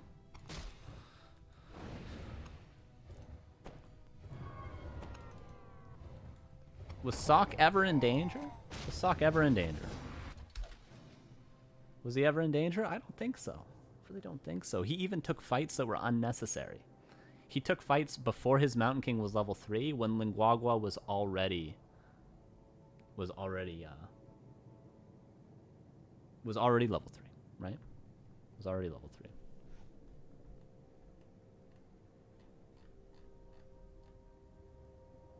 $250 donation. Jesus Weezus. Well, thank you, Nubby Quicks. Christ. All right. Cool, dude. Cool. All right. Well, if we could give you MVP or VIP again, we definitely would, but we can't give it to you twice, so just applause. Thank you very much. But yeah, we just saw how clean that was from SoC. And what was his plan this game? Well, going into it, we know our Orc opponent wants to expand. How do we deal with the expansion? We can take a fight after the Expo gets up, win the fight, kill the expansion. We can cancel the expansion outright, or we can stop them from expanding altogether. How do we stop them from expanding altogether? We deal damage to the economy so they just can't afford the expansion. And that's what SoC does. He goes full risk, gets a tower so he's safe at home, gets more footmen so he can creep faster, calls all his militia, gets level 3 as early as possible, ideally before the 3rd dot of night, and then just deals enough damage to his Orc opponent that he stops the expansion. He skips straight to two Sanctum Breakers because he knows he doesn't need the Rifle Casters because the expansion's already been dealt with indirectly in a roundabout way, right? And then he just gets the army and wins. Because one base, if the human has this 2 Sanctum army with a wall of breakers, human's just better on, did I say 2 base? On one base, human's just better. On 2 base, human's also just better. But it's hard to get up a counter expansion because then the Orc has 2 places to hit and run. So it's more ideal for the human to be one base than to be 2 base. Because again, Shockwave Retrain, Raider hit and run, you can't defend 2 spots because the human's downside is they're just so slow and hard to maneuver around the map. So that's the sort of game Orc wants to get into. Whereas if it's one base, much easier to defend your single base. Pretty neat, right? Pretty neat. All right, so there's both the SoC styles in dealing with this expansion. There's more styles, and I would encourage you to come up with your own ideas, you know. Notice how your opponents play. Notice what your opponent's plans are. What are their goals to accomplish in the game? And come up with your own plans. What is like the most basic thing? In these games, the most basic thing is my opponent wants to expand. I want to stop that expansion. In your games, maybe it's, you know, my opponent wants to get to tier 3 Griffins. How do I stop them, or how do I counter that army? right? And come up with your own plan, but you have to keep in mind what your opponent wants to do and deal with it, either reactively or proactively. How do I react to it, or how do I just from the start counter it straight up? Pretty neat. Pretty neat. And that's how you develop a plan. And we're going to watch one more replay, and we're going to see what everyone's learned today. All right? All right? This is going to be pretty cool. This is going to be pretty cool. You guys ready? One more replay. One more replay. This is going to be, we first saw SoK against Focus, then SoK against Linguagua. Now we're going to see SoK against the GOAT, SoK against Lin. And Lin's going to do some things that neither of the other two orcs did. And they're going to be actually really good plays. Really good plays, and we're going to see SoK make a couple of mistakes, but one major mistake. And I want you guys to find these mistakes. All right? And how we're going to do this, is I'm going to turn off War 3 Booster. All right? I'm going to turn off War 3 Booster. So here's War 3 Booster on. Here's War 3 Booster off. We're going to turn on Fog of War, and we're going to watch this from SoK's point of view. Oh, yeah. Oh, yeah. And I would encourage everyone to do this when you analyze not just professional replays, but your own replays as well. Watch it from your opponent's point of view. Watch it from just your point of view. And try to guess what your opponent is doing based on the information that you've learned from studying. So we're going to watch this whole game from SoK's point of view, and we're going to try to make assumptions about what our opponent is doing, and we're going to also try to make assumptions on what SoK's plan is from just his point of view. All right? All right? Okay, here we go. All right, so what are our goals in the game to start with? What are our goals? What are our goals? Okay, good. War 3 Booster is off. Good. What are our goals? What are our goals? Well, our opponent's going to expand. We want to stop the expansion. Let's not overcomplicate things. Let's not overcomplicate things.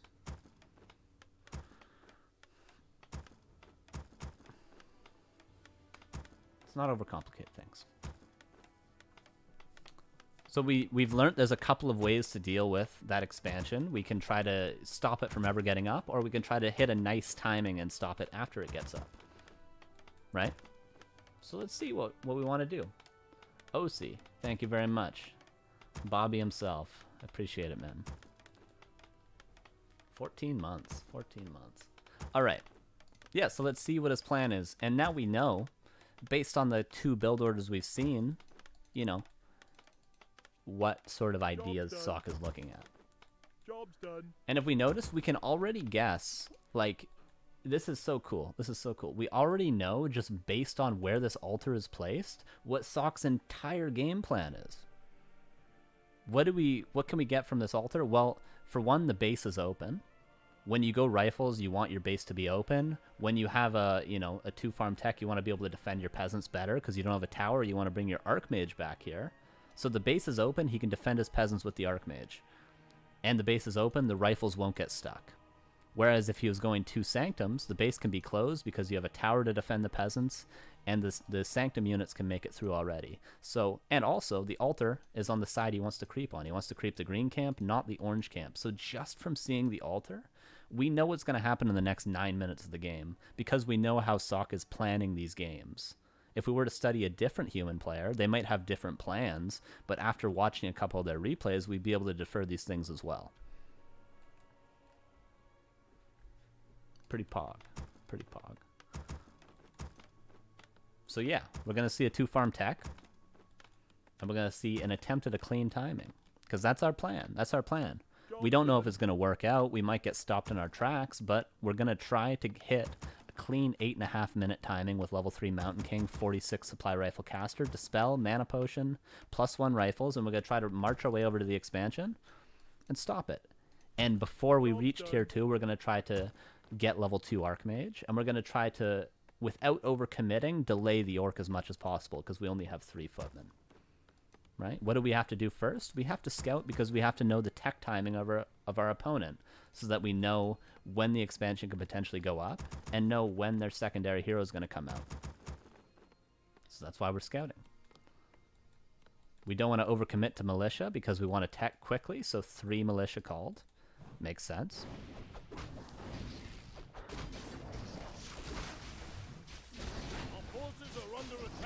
And we still have to see what our opponent's doing. We've confirmed they've gone Farseer, so they're not doing anything like, you know, if we're not against Lin, we're against somebody on BattleNet that we're practicing against. There's a lot of options they can do. We might see a Blade Master. We might see a Torn Chieftain. We might see Panda first. There's a lot of options. So this scout is not only confirming, you know, what the tech timing is going to be, but it's also just confirming, okay, he is playing standard. He is playing standard.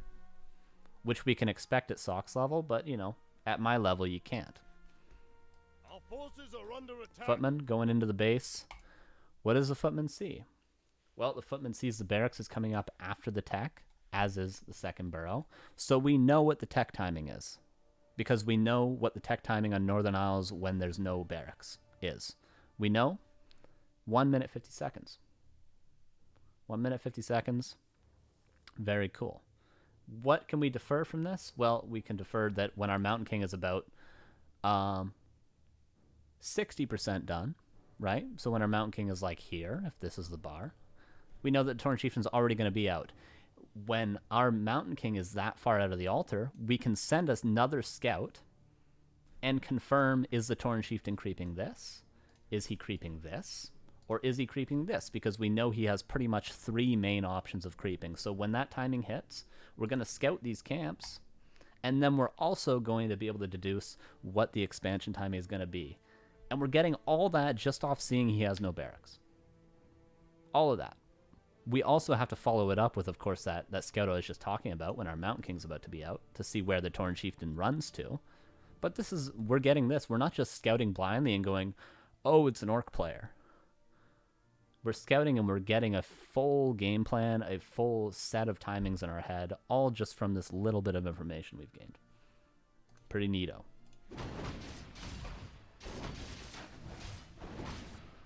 What do we want to do as well? We want to get level 2 Archmage eventually. If the Orc allows us to, we'd love to creep this camp to get level 2. If he doesn't, we'll have to find another way. Ideally before the Mountain King comes out. We tech, we got a tower. We'll be safe once that tower goes up. Forces are under attack. If both wolves went into our base, we would have defended it, but since there's just one wolf, we can call a couple militia. The lumber's not important anymore because we've already teched.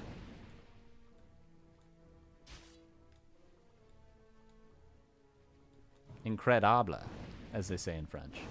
Damage on the Farseer. We talked about forcing salves. It's not too important to force salves, of course, on the Farseer because he's not important for the Torn Chieftain's creeping, but it is still good. Job's done. Because we don't want to take too much damage on our Archmage or our Footman, because that'll slow down, you know, it'll slow down our Footman damage, will slow down the Mountain King creeping, right? So we want to trade to stop the Farseer from doing too much damage. All right. What are we going to do now? We know we have some extra gold. What are we going to do with that extra gold? What are we going to do? What are we going to do? What can we do with the extra gold? What can we do? Well, this is something similar that SoK did in the first game that he didn't do in the second game. Because in the second game, he didn't have much gold. He had extra footmen. What could he do? Someone says boots. That wouldn't be a bad idea. But we really won't get a lot of utility out of the boots. Because we're not going to be fighting the Orc for long. Right? Whereas the boots were useful in the second game because we are running into the base to cancel stuff constantly and trying to run away and not get stomped, and we, you know, used our town portal. The boots were useful there. But what's more useful this game is going to be, yeah, of course, the claws or the circlet, whatever's available. Probably even a mantle he would buy if it was available here. Because what we want to do is we don't want to be harassing his base and running in and out and running in and out and summoning water elementals. We actually want to get auto attacks to force salves to slow down the Torn Chieftain's creeping. All right? So that's the difference between buying the boots and buying the claws. Yes, and another point is the Farseer has been pushed back, so we should be calling militia. The reason we're not calling militia to creep this camp, which is very well pointed out by a flashpoint in the chat, is because there's been wolves constantly actually going into our base. And if there's wolves, 1, 2 wolves, if the Farseer knows there's militia being called, it's going to be much riskier. Whereas in the first game we saw, I think it was right here, but we were reverse spawned, we saw both wolves and the Farseer, so we knew our militia were safe. Whereas in this game we're not as safe. But that's a very good point. Very good point. That is something we could do. Claws purchase. We got a circlet from that green camp earlier. Job's done.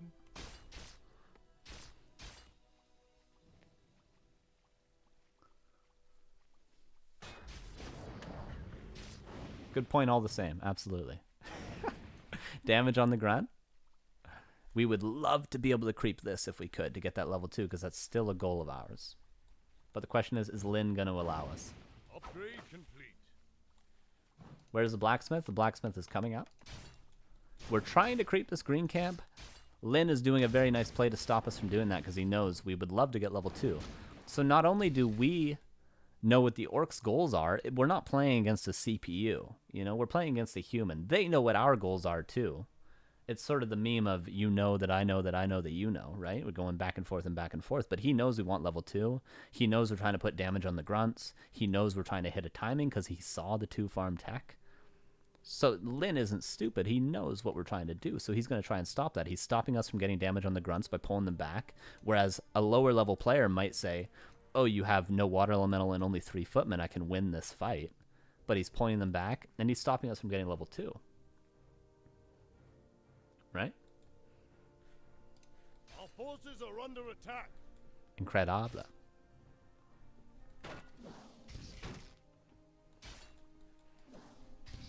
Where's our tech at? Almost done.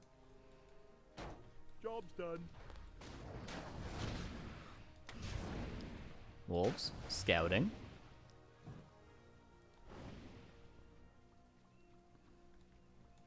Job's done. 2 grunts because it was a no barracks tech, so there will be a 3rd grunt, but the 3rd grunt just a little bit later. I think we actually just saw it there. Why is SoK going aggressive again? Because he has this little bit of time before the Mountain King's out where he can maybe cancel a salve or even put more damage on the grunts. But as soon as this Mountain King comes out, we got to get to creeping, right? This water elemental is going to do something crucial, which I'll point out in a second, as the footmen go back because, again, we need to help that Mountain King creep. The first rifle's out as well. The Sanctum's on the way, being power built yet again. Okay, we're getting there. We're getting to the timing. The Torn Chieftain should be out, right? His tech was 25 seconds quicker than ours, so it should be just popping out right now. Just popping out right now. The footmen are going to help the Mountain King. The Archmage is being pushed back by the Farseer, which is a little bit out of our control, but what is in our control is this water elemental. What is this water elemental about to see? Well, we know the Torn Chieftain won't be creeping this quite yet, but we know that he just came out of the altar, and if he is going to creep this camp first, he's going to be running down, and we're going to see him. If we don't see him, we know that he's at one of 2 spots, this spot or this spot, which we can then clear with either our Archmage or another water elemental. But this is, you know, if he's creeping this first, this is the slowest camp to get an expansion up, whereas these are a little bit quicker because we get the expansion crept quicker. Right? Pretty neato. Pretty neato. So look, like, what is this water elemental meant to do? This is so intentional. It's so intentional. It's not like he summoned a water elemental in the middle of the map. He summoned it right here and then just ran it here without getting a single attack off. That's what he did with this water elemental. You can see SoK's intentions so clearly. He's seeing what the Torn Chieftain is creeping. Right? That's what this water elemental is doing. It's not, you know, it's not a secret. It's not a secret. And he's, you know, he's done it beautifully. He's going to see the Torn Chieftain. We should see the Torn Chieftain running down right now if he was going to creep this camp first. We don't see him. We don't see him. Job's done. And he tries to make it up, but he's going to catch it. But we pretty much know that he's creeping one of these 2 camps. What is the Archmage doing while the Mountain King is about to start creeping? He's trying to check if he's creeping the expansion. Because if he's creeping the expansion right now, look at the timer. It would be a 6-minute expansion. That would mean the expansion would be done at 8.5 minutes. That means that's when our timing has to be. So that would mean we have to be a little bit more greedy with our Mountain King creeping. Whereas, you know, we might have the luxury of getting level 2, level 3 Archmage. We might have the luxury of creeping a little bit safer if he was creeping this expansion later. But since right now we're assuming he's creeping the expansion first, we have to be full greed and hit this timing as quickly as possible. Lynn France. Appreciate it. 8 months. All right, but we haven't scouted these yet. So he's one of these 2 camps, but we don't know which yet. Mountain King gonna creep.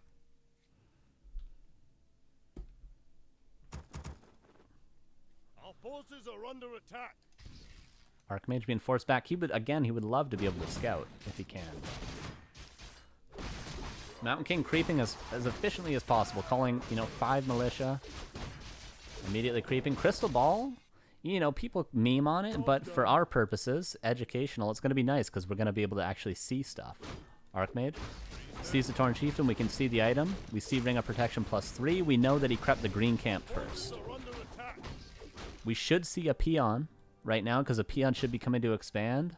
Where's the peon? Where's the peon? This might trick some people, but you should always remember that we're not playing against a computer. We're playing against a person, right? What do people do? They try to trick us. What is Lin doing beautifully? He hid his peon. He hit his peon. How cool is that? We're playing against a human being, everybody. We're playing against a human being. He hit his peon. We don't know. But SoK knows, because SoK is a very good player. So he knows you're still going for that expansion, buddy. But if, maybe if I was in this game, if maybe one of you guys were in this game, although I'm sure a lot of you guys are very good players, you might think, oh, he's just not expanding. I have all the time in the world. Let's put down my second sanctum right now, Let's not build any more rifles. Let's stop creeping altogether, Let's slow down. Let's get level 5 Archmage before level 3 Mountain King because we didn't see a peon. But we have to remember, we're playing against a human. He hit his peon. Incredible. Incredible. Archmage still knows when the camp is crept by. And this Crystal Ball, because he hit his peon, is going to serve a double purpose. It's going to help us out quite a bit because we're going to be able to reveal the expansion. And now we don't have to guess the timing of the expo. We can literally see the timing of the expo.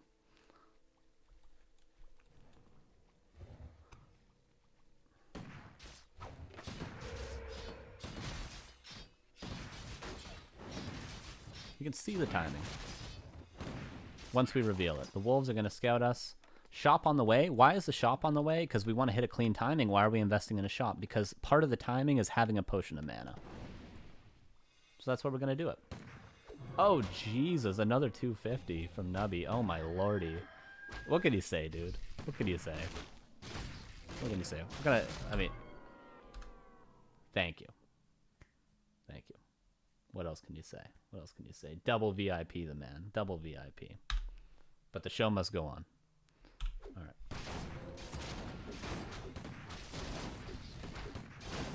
Double VIP. Double rainbow. What did we talk about before this game happened? We said that Lin, our orc opponent, is going to make some really nice plays. And we're going to make a couple of mistakes. Right? Lin is going to make some really nice plays, and we're going to make a couple of mistakes. And this goes back to the point of Lin knows what our plan is. He knows we 2-farm teched. He knows we're trying to hit a clean timing on his expansion, which we know is going up now because we're Lin, or we're SoK, and we're very smart because we're SoK. But Lin knows this, so what's he doing? He's only level 2 Tauren Chieftain. He doesn't have Heal Scroll Invuln yet. He doesn't have a very strong army. He's got 4 Grunts and a few Shaman. But what is he doing? He's going to delay us as much as he can before we hit level 3 Mountain King. And we're going to watch Lin not overcommit. I forgot who I am right now.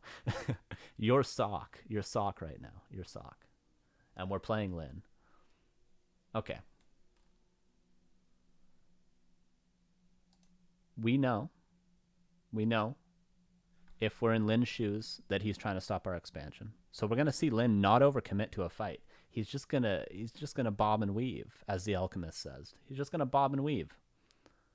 He's going to try to delay us without overcommitting to a fight because it's going to be very hard for us to win a fight because rifles are very strong at this time. 7.5 to 9.5 minutes, 10 minutes maybe. That's when rifles are very strong, and orc, can't always deal with that army.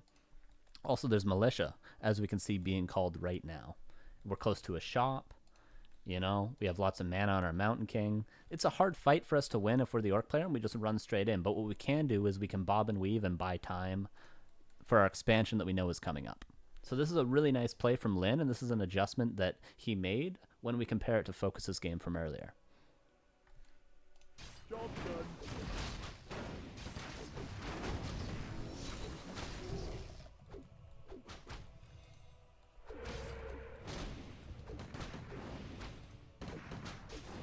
All time wasted. Militia being called. Watch Lin not commit in for the fight. Sonic, thank you for the sub. I appreciate it.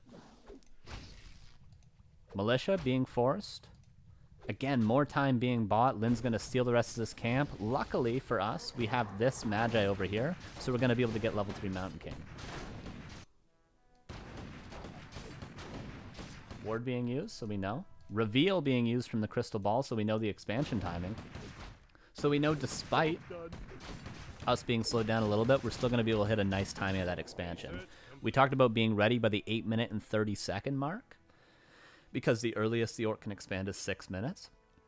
The expansion takes 2.5 minutes, so 8.5 minutes is, you know, the earliest the expansion is going to be completed in mining by. So we see, even with that bit of delay, SoK still beautifully plans his game around being ready at 8 minutes and 30 seconds. He's going to go get a potion of mana. Again, he's going to have Dispel and +1 research. Dispel just finished, +1, about to finish. He's ready to fight. The natural 251, I appreciate it, thank you. He's ready. He's ready to fight. He's ready to fight. 8 minutes, 30 seconds. And he's even got some leeway because the expansion was delayed. Expansion was delayed because, you know, Lin crept this first.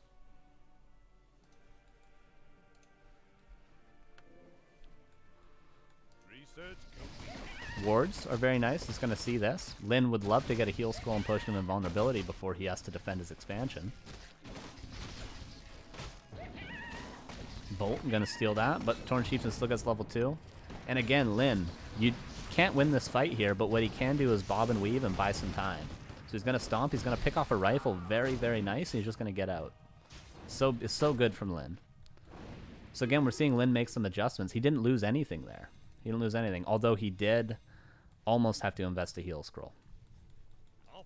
And he forced some mana. See, again, he's forcing the militia back. He's buying time, he's buying time. Bolt.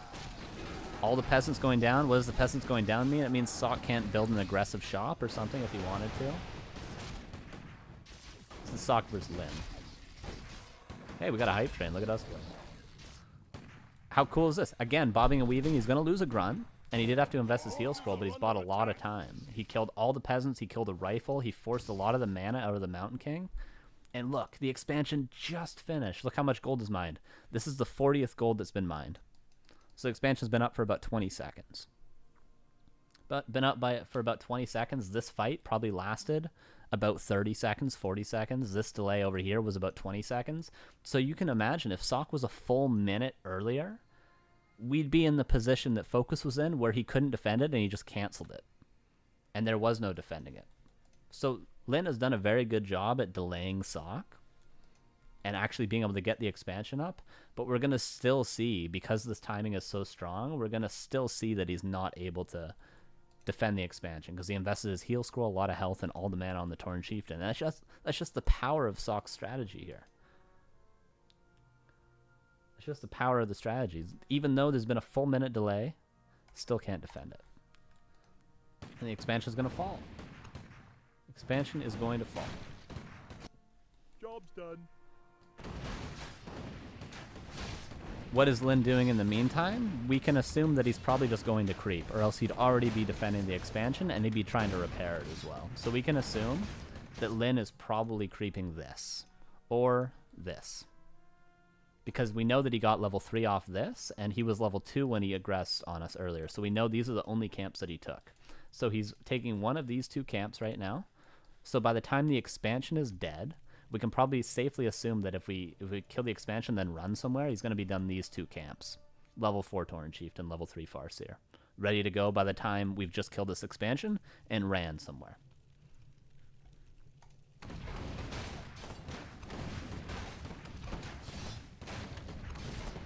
How do we have that information? We have it because he's not defending. Why not red? It could be a red camp too, although it's a long way to run and there's still camps that Lin could creep close by. Okay. We've killed the expansion. We've been talking about plans all day, right? Our initial plan with our strategy is to stop the expansion or kill the expansion, win a fight at the expansion and kill it, stuff like that. After we kill it, what do we do? What do we do? What do we do? How do we follow it up? We need another plan, right? Our first plan was successful. It has been all 3 games. We've stopped the expansion as SoK. How do we follow it up? Just win forehead, thank you. Start tier 3 teching. Now go breakers to fight TC. Back off new plan. Has to go creeping now. Start upgrades for attack. Make him TP. Get second sanctum. Very good, very good. Creep more and elite. Shout out. What's up, brother? Second sanctum. Good stuff. Orc will have superior hero levels, so attacking is not going to be great. All very good things. Very good things. Beautiful. Yes. So there's, let's say, 3 options for both players. But if we're making a plan, we should first assume what our opponent is going to do. So there's 3 things that our orc opponent can do. We know he's already started creeping. So he can creep to level 5 Tauren Chieftain. Right? Just creep the whole map. Try to get level 5 Tauren Chieftain. Hope that we stay on just this basic Rifle Caster army. Right? And then level 5 Tauren Chieftain will completely destroy Rifle Caster armies. We need breakers to deal with that. Their second option that our opponent can do is go Shockwave, get Raiders, and play hit and run. So we need to defend against hit and run. And our third option is our opponent can try to re-expand. Somebody mentioned creeping the red camp, so maybe he could be creeping the red and trying to tower that expansion up. 3 options our opponent can do. And we have to counter all 3, or we have to pressure the orc in such a way that he can't do them. So what are our 3 options? We can try to win the game. We just killed his expansion. He can't defend the expansion. He probably can't defend his main base, right? That would make sense. We can try to expand ourselves. But our lumber's a little bit low. So that's going to be hard. We lost a lot of peasants down here, if you remember. Or the third option would be what we saw in the first game. You know, you get a second sanctum up, you start creeping the map. One downside of creeping the map is we know that Lyn has already crept this and this, we can assume, by the time we finish killing the expansion. So we just look at the architecture of the map. Oh, sorry, I'm not on the right screen. We know that Lyn has already crept this and this, right? These 2 camps. So just based on the architecture of the map, look where we have to go. We can creep this and this. We might be able to snag this camp, but Lyn's going to get a lot more value. We have to run all the way and creep this. In that time, Lyn's probably going to be able to get a red camp, and we're not going to be able to do anything about it. Then we have to run all the way up here just to get any more camps on the map. So the architecture is such a way that it's going to be hard for us to get into creeping wars. So we can't expand, and we can't get into creeping wars, but can we push? Can we push his base and just win? Well, that's what SoK's going to try to do. And, the reasons that he's doing this are obvious. He's got no lumber to counter expand. He can't get into creeping wars because of the architecture of the map. So he's going to try to push. But we have this army that's not going to be very strong. And we know that Tauren Chieftain's going to be level 4. He is getting items from the shop. He got a potion of invulnerability. But here, Farseer, he's actually not level 4. But he did get the Lion Horn. That was from the shop earlier, and he's got a couple more items. I guess he sold whatever he got. Or he got a potion of greater heal, so that's what he did. He crept the Tuskar. This fight starts off pretty well. Tauren Chieftain hurt, but he just got this potion of greater healing from the Tuskar. It looks pretty good for us. 1 rifle's gonna fall. Invuln Forest, Mana Pot. Grunt falling. Still looks pretty good for us, but the Kodo gets an eat. Tauren Chieftain has no mana left. But our priests fall. Another Kodo comes out. Farseer gets level 3. And all of a sudden, it's falling apart. It's falling apart. It's falling apart. We've killed a couple of units. We're going to get a couple of grunts. But the Tauren Chieftain's level 4. The Farseer's level 3. We're losing more rifles. Shouldn't peons be sent into fight? Peons could have been too, and that would have made this fight even more favored for Lyn. They absolutely could have been. But now, we've certainly lost that fight. We didn't even get level 3 Archmage. He got 2 level ups during that fight. Absolutely got destroyed. We lost everything. We only have, what, 1 rifle? Another one just came out, but everything we had there, except for 1 priest and 1 source, fell. We used our potion of healing. We used our mana potion. We used our potion of invulnerability. We used everything. So there was reasons why SoK pushed. We talked about where the creeps are and no lumber, etc. But we have to still remember that the point of this army isn't to win the game. The point of this army is to deal with the expansion. When we deal with the expansion, we need to form another plan, and that plan shouldn't be pushing his base in this case. Of course, it's not always so black and white. There are nuances, and SoK pushed because of some nuances that he understood.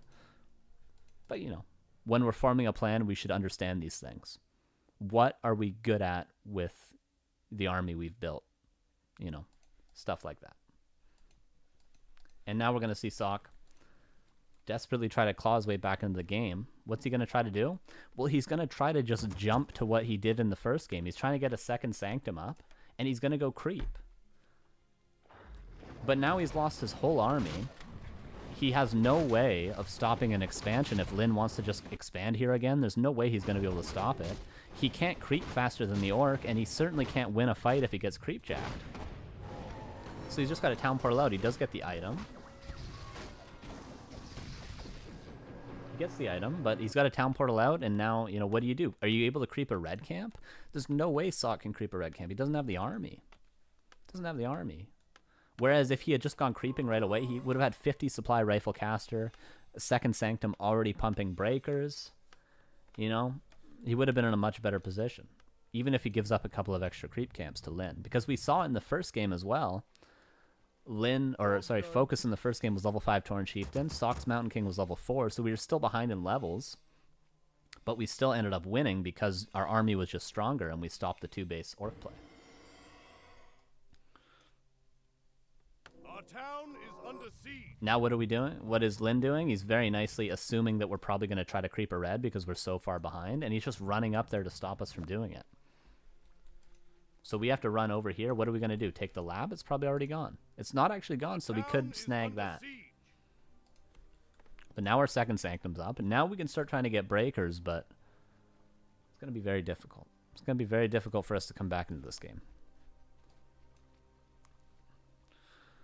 Our town is under siege. Some more creep camps.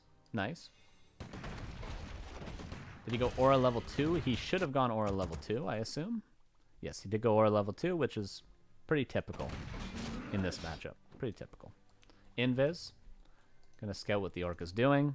Also wants to scout if there's another another expansion, because around this timing last game, we saw Focus, or in the first game I should say, we saw Focus try to build a couple of towers and get up another expansion, and the towers we deemed unbreakable without mortar teams. So what you have to do is you have to scout for these potential towers.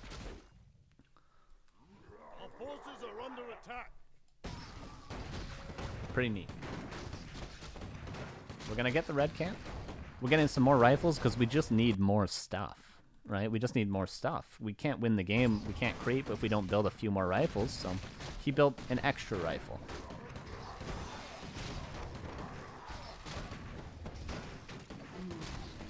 Should teach winning, not losing. Yeah, absolutely.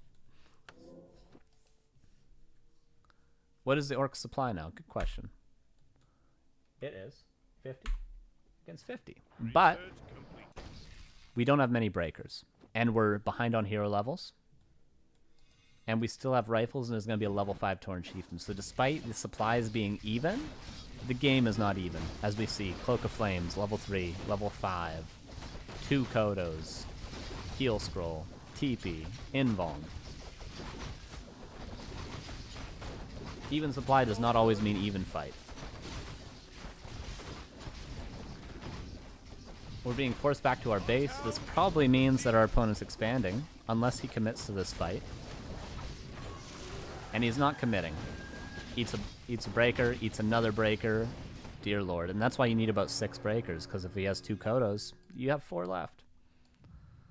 Probably an expansion coming up here. And SoK knows that because SoK, again, is a very good player. He probably knows there's an expansion coming up, and he knows he has to deal with it because, look in his base. He's got 4 peasants. He couldn't expand if he wanted to. He couldn't counter-expand if he wanted to. It was a very nice farm block, yeah. So SoK going to try to push the expansion. He's going to see now that it's going up, but oof, there's 2 towers. Where have we seen this before? Where have we seen these 2 towers and the re-expansion after the expansion was dealt with in the early game? Oh my lord. We saw it in the first game. What is the difference between this game and the first game? We didn't push into the base and lose 50 supply rifle caster at this point, so we can actually fight at the expo.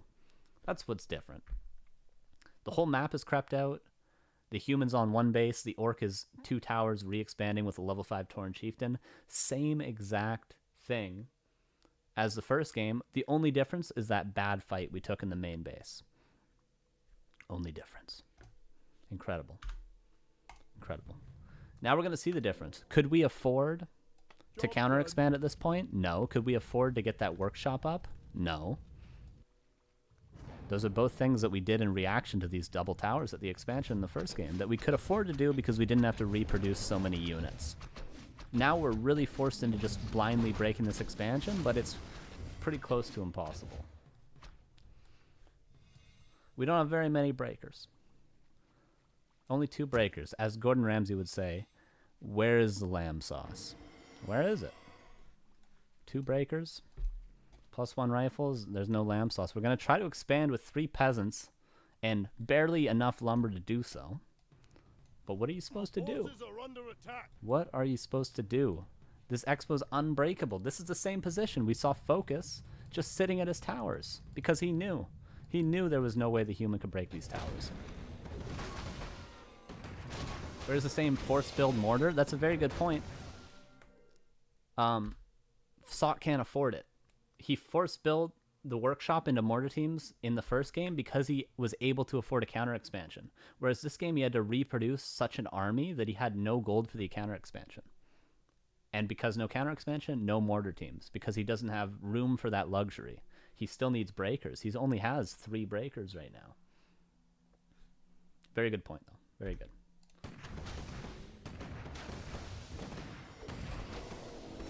Level 5 Mountain King. Very nice. Can win you games in some cases. And similar to the first game, because SoK is so good, even though he's in a horrible position, he still has a good chance to win because he's just so good. You might ask, what are the supplies? 52 against 64 now.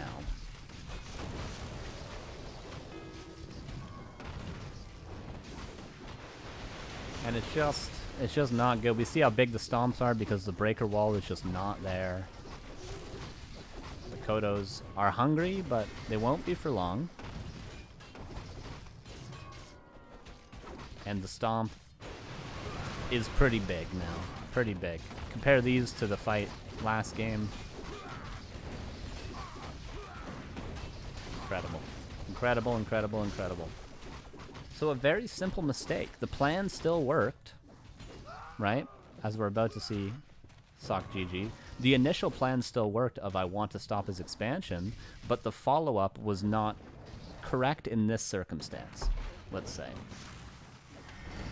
It's not incorrect in all circumstances. You can stop their expansion and then sometimes push their base and still win. Of course that's true. But in this game, the follow-up plan from SoK was incorrect and lost him the game.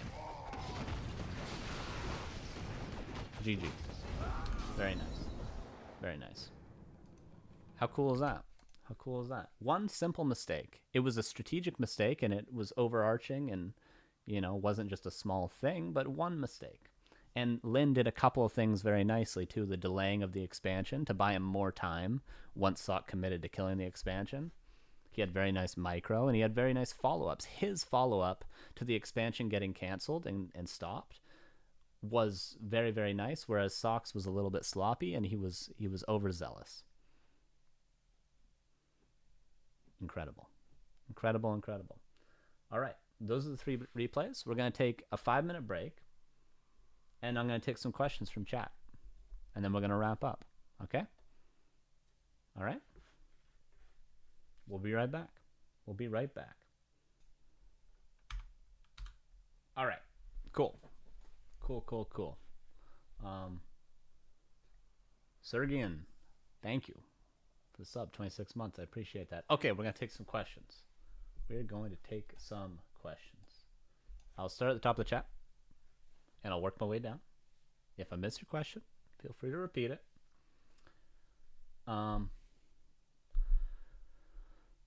So, Chulan says, what do you think he should do other than push because Orc will get more camps? That's a very, very good question because, as we talked about, yeah, there was only the red and the little spider camp next to Lin's expansion in that last game. Whereas Lin had, you know, his Tuskar, he had his lab, I think the simple answer is it was all right. It's all right if the orc gets more camps, because we saw in the first game that Focus actually got level 5 Tauren Chieftain, and SoK's Mountain King was level 4, and he was still able to win the fight because he had the stronger army. Because, one base, the human army is actually just stronger once you're able to get up that breaker count and that sorcerer's count. Even if you're a level behind on the secondary heroes, you're still in a position to win a fight, in my opinion. So I think it's all right, despite, yes, Lin did do a very good job of sort of constructing the map in such a way that if it came down to that he would get more camps. Yes, but it was a tough spot for SoK to actually know what to do in that position.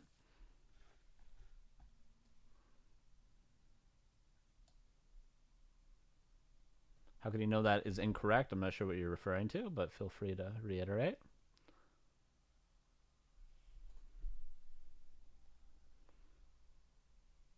I appreciate that, closed eyes.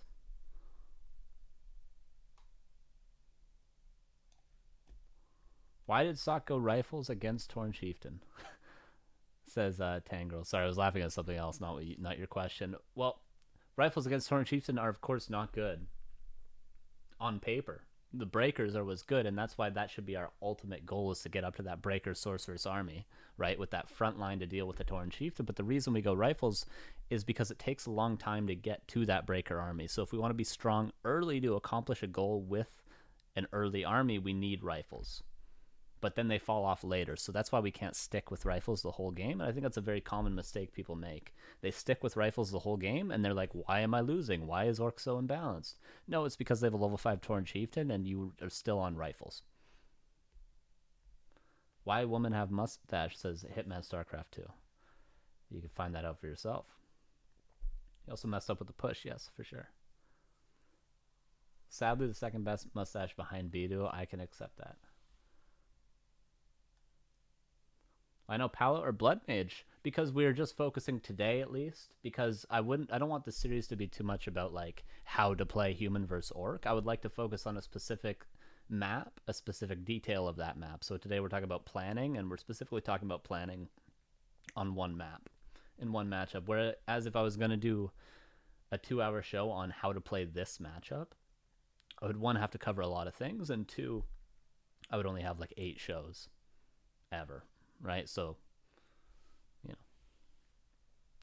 2-pack Washer says, wasn't the loss set when he brought too much militia to counter the expo since he didn't have enough lumber to expand himself? After your explanation, it seemed to be better to expand. Maybe it lends natural. After that, cancel and towered up shop, maybe harass. Yeah, I don't think that would be a bad idea. Yes, I think those militia dying to that stomp by the shop had a much bigger impact than we gave it credit for. Absolutely.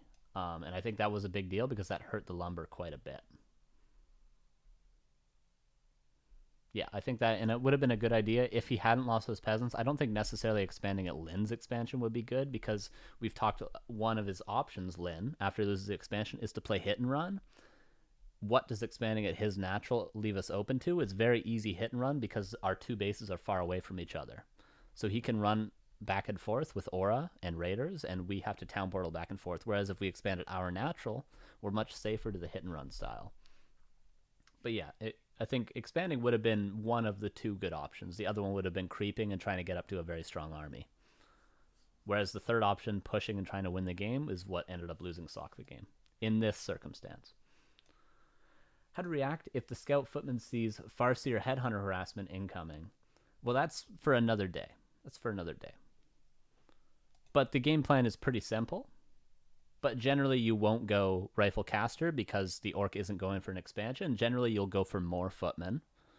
So you'd put down an earlier farm and try to get up 5-6 footmen and get a very early defend. We see Cruncher, who's played against Kiwikaki quite a bit, who does that style often, get defend after like 3 footmen. So a very early defend and skipping on the rifles, going into just 2 sanctums, I think, with earlier breakers, is good, because when the orc invests into that many headhunters, they typically don't get that early of an expansion, although they will eventually sometimes try to expand.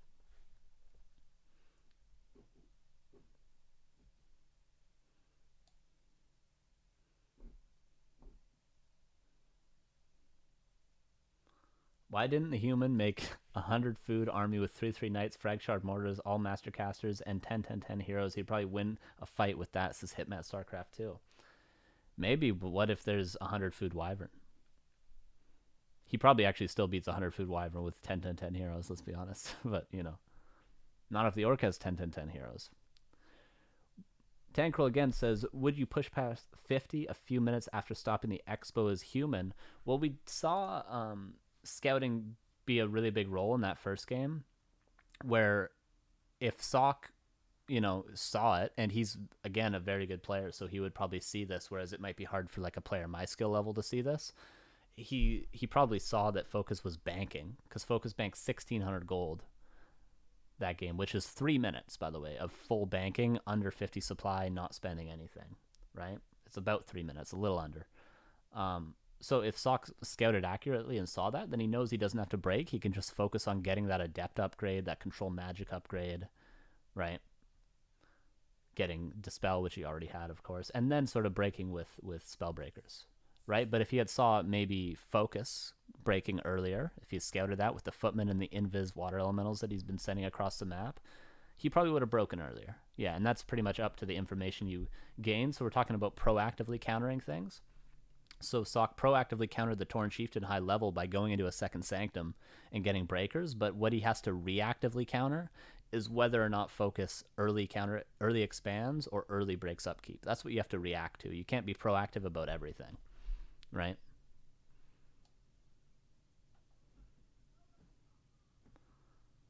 How did he know orcs wanted to expand? Just because of how the meta has developed, and we've only watched 3 orc players today, Lin, Focus, and Linguagua. We can add Fly in there too. We can add Soin in there too.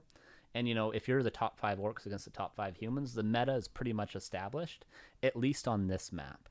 If we go into Last Refuge, we've seen a lot of Blade Master first. If we go into Last Refuge as well, we've seen a lot of Farseer Headhunters, Echo Isles, we've seen a lot of fast expansions from the human. Amazonia, we've seen some Mountain King first. So on other maps, it gets a lot wackier in human versus orc, but on Northern Isles, you can pretty well estimate what the orc is going to do. And that's why I only did one map today.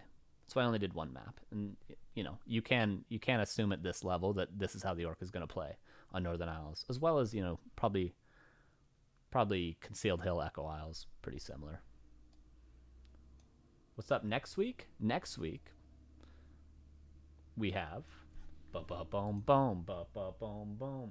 We have, I'll get rid of this. Do. Next week, we have viewer replay review, I should say. You guys, anyone. I want you to send your replays to Carson at backtowarcraft.com. There's also should be a channel in the Discord for you guys to put your replays in.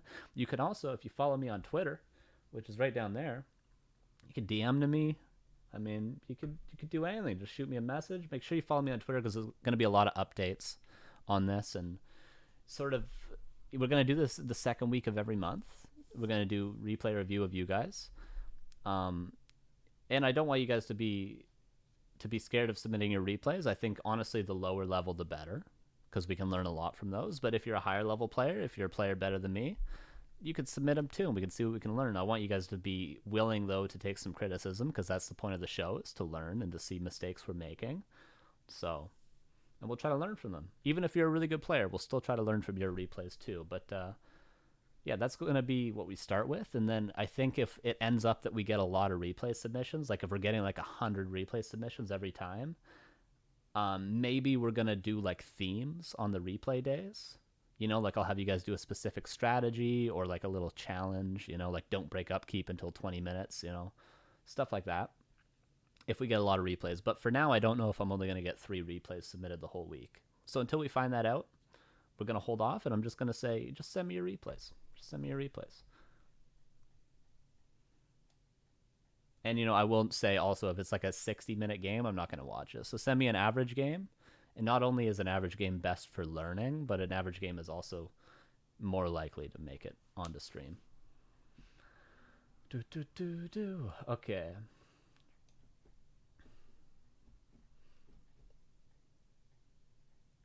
Closed Eyes Visual says, Why do you think he sent the water elemental scout for the TC creeping the lower camp instead of the gold mine at the top? I think it would have been more effective to scout from the top because you can cover 2 camps. Exactly, yeah. Instead of 1, gold mine plus green instead of orange, below the main base. Yeah, that is a good point.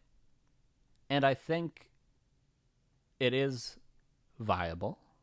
But the water elemental actually did run out pretty early. As we saw, it went to the Tuskar camp and then it ran up and then it expired. So I doubt he would have been able to cover both camps. What he would have been able to cover is the Torn Chieftain going to the expansion right away, which might have been more valuable information. But he might have just estimated that the water elemental might not have been able to make it that far. But yeah, that's a good point. I think that would have been viable, for sure.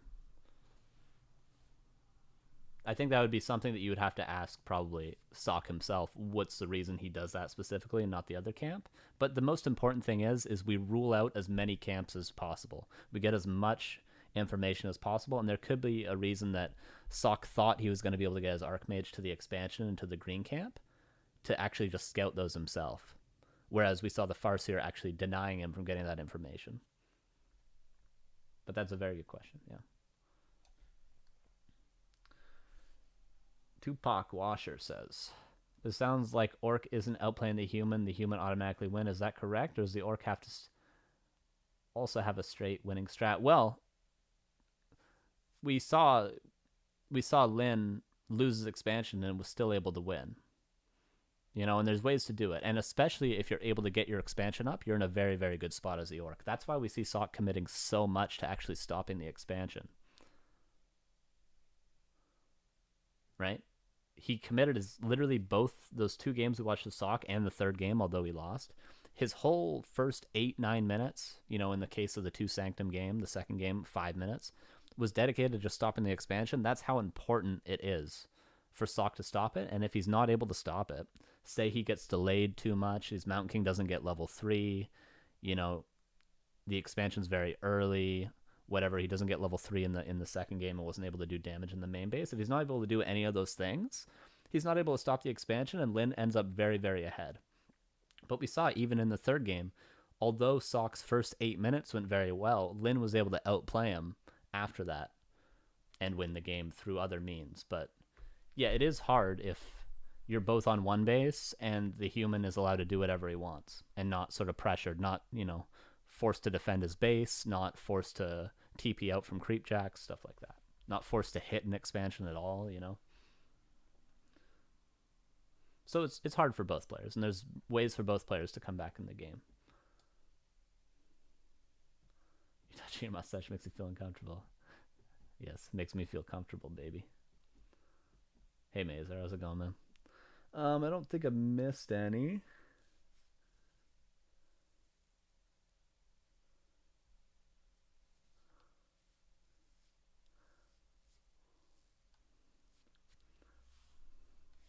Very great show. Helped us out a lot. I appreciate that. Thank you. Bro Rush is a great show. Thank you.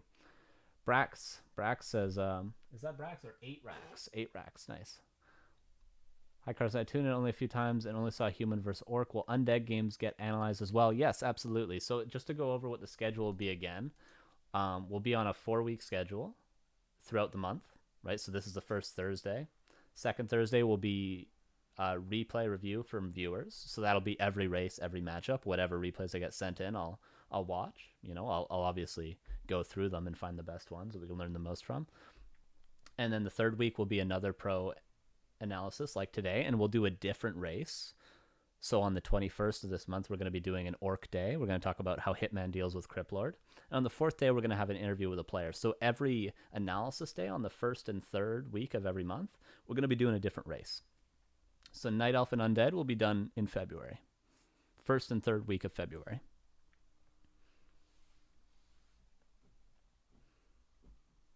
Thank you, guys. Thank you. And I hope I answered your questions well. Of course, I do a lot of preparation for the actual show itself, but sometimes the questions, you know, I'm not always going to be able to answer them perfectly. And you guys asked some really good questions. You know. So that's it. Pretty cool. I hope you guys enjoyed it. Thank you very much for watching. Thank you for the subs. Thank you, NobiQuakes, again for the huge donation. That's incredible. And thank you to Neo and Remo for giving me their platform to do the show. Thank you to Bidu for helping me plan the show. Appreciate it. Appreciate it. And we'll be back next week, man. Submit your replays. You see the email right there? Submit your replays. I'll go through them, and this is going to be a fun show next week. We'll probably get through 5 or 6 replays, and we'll see what we can learn. We'll see what we can learn. All right. Thank you, guys. We'll see you next week. Or actually, wait, we won't see you next week. We'll see you tomorrow. War 3 Champions, 4 p.m. Pacific. Me and Beta will be casting War 3 Champions. Right, I almost forgot about that.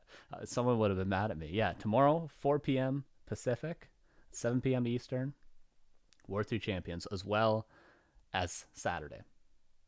Very cool. Very cool. Can't believe I almost forgot that. Okay, we'll see you guys.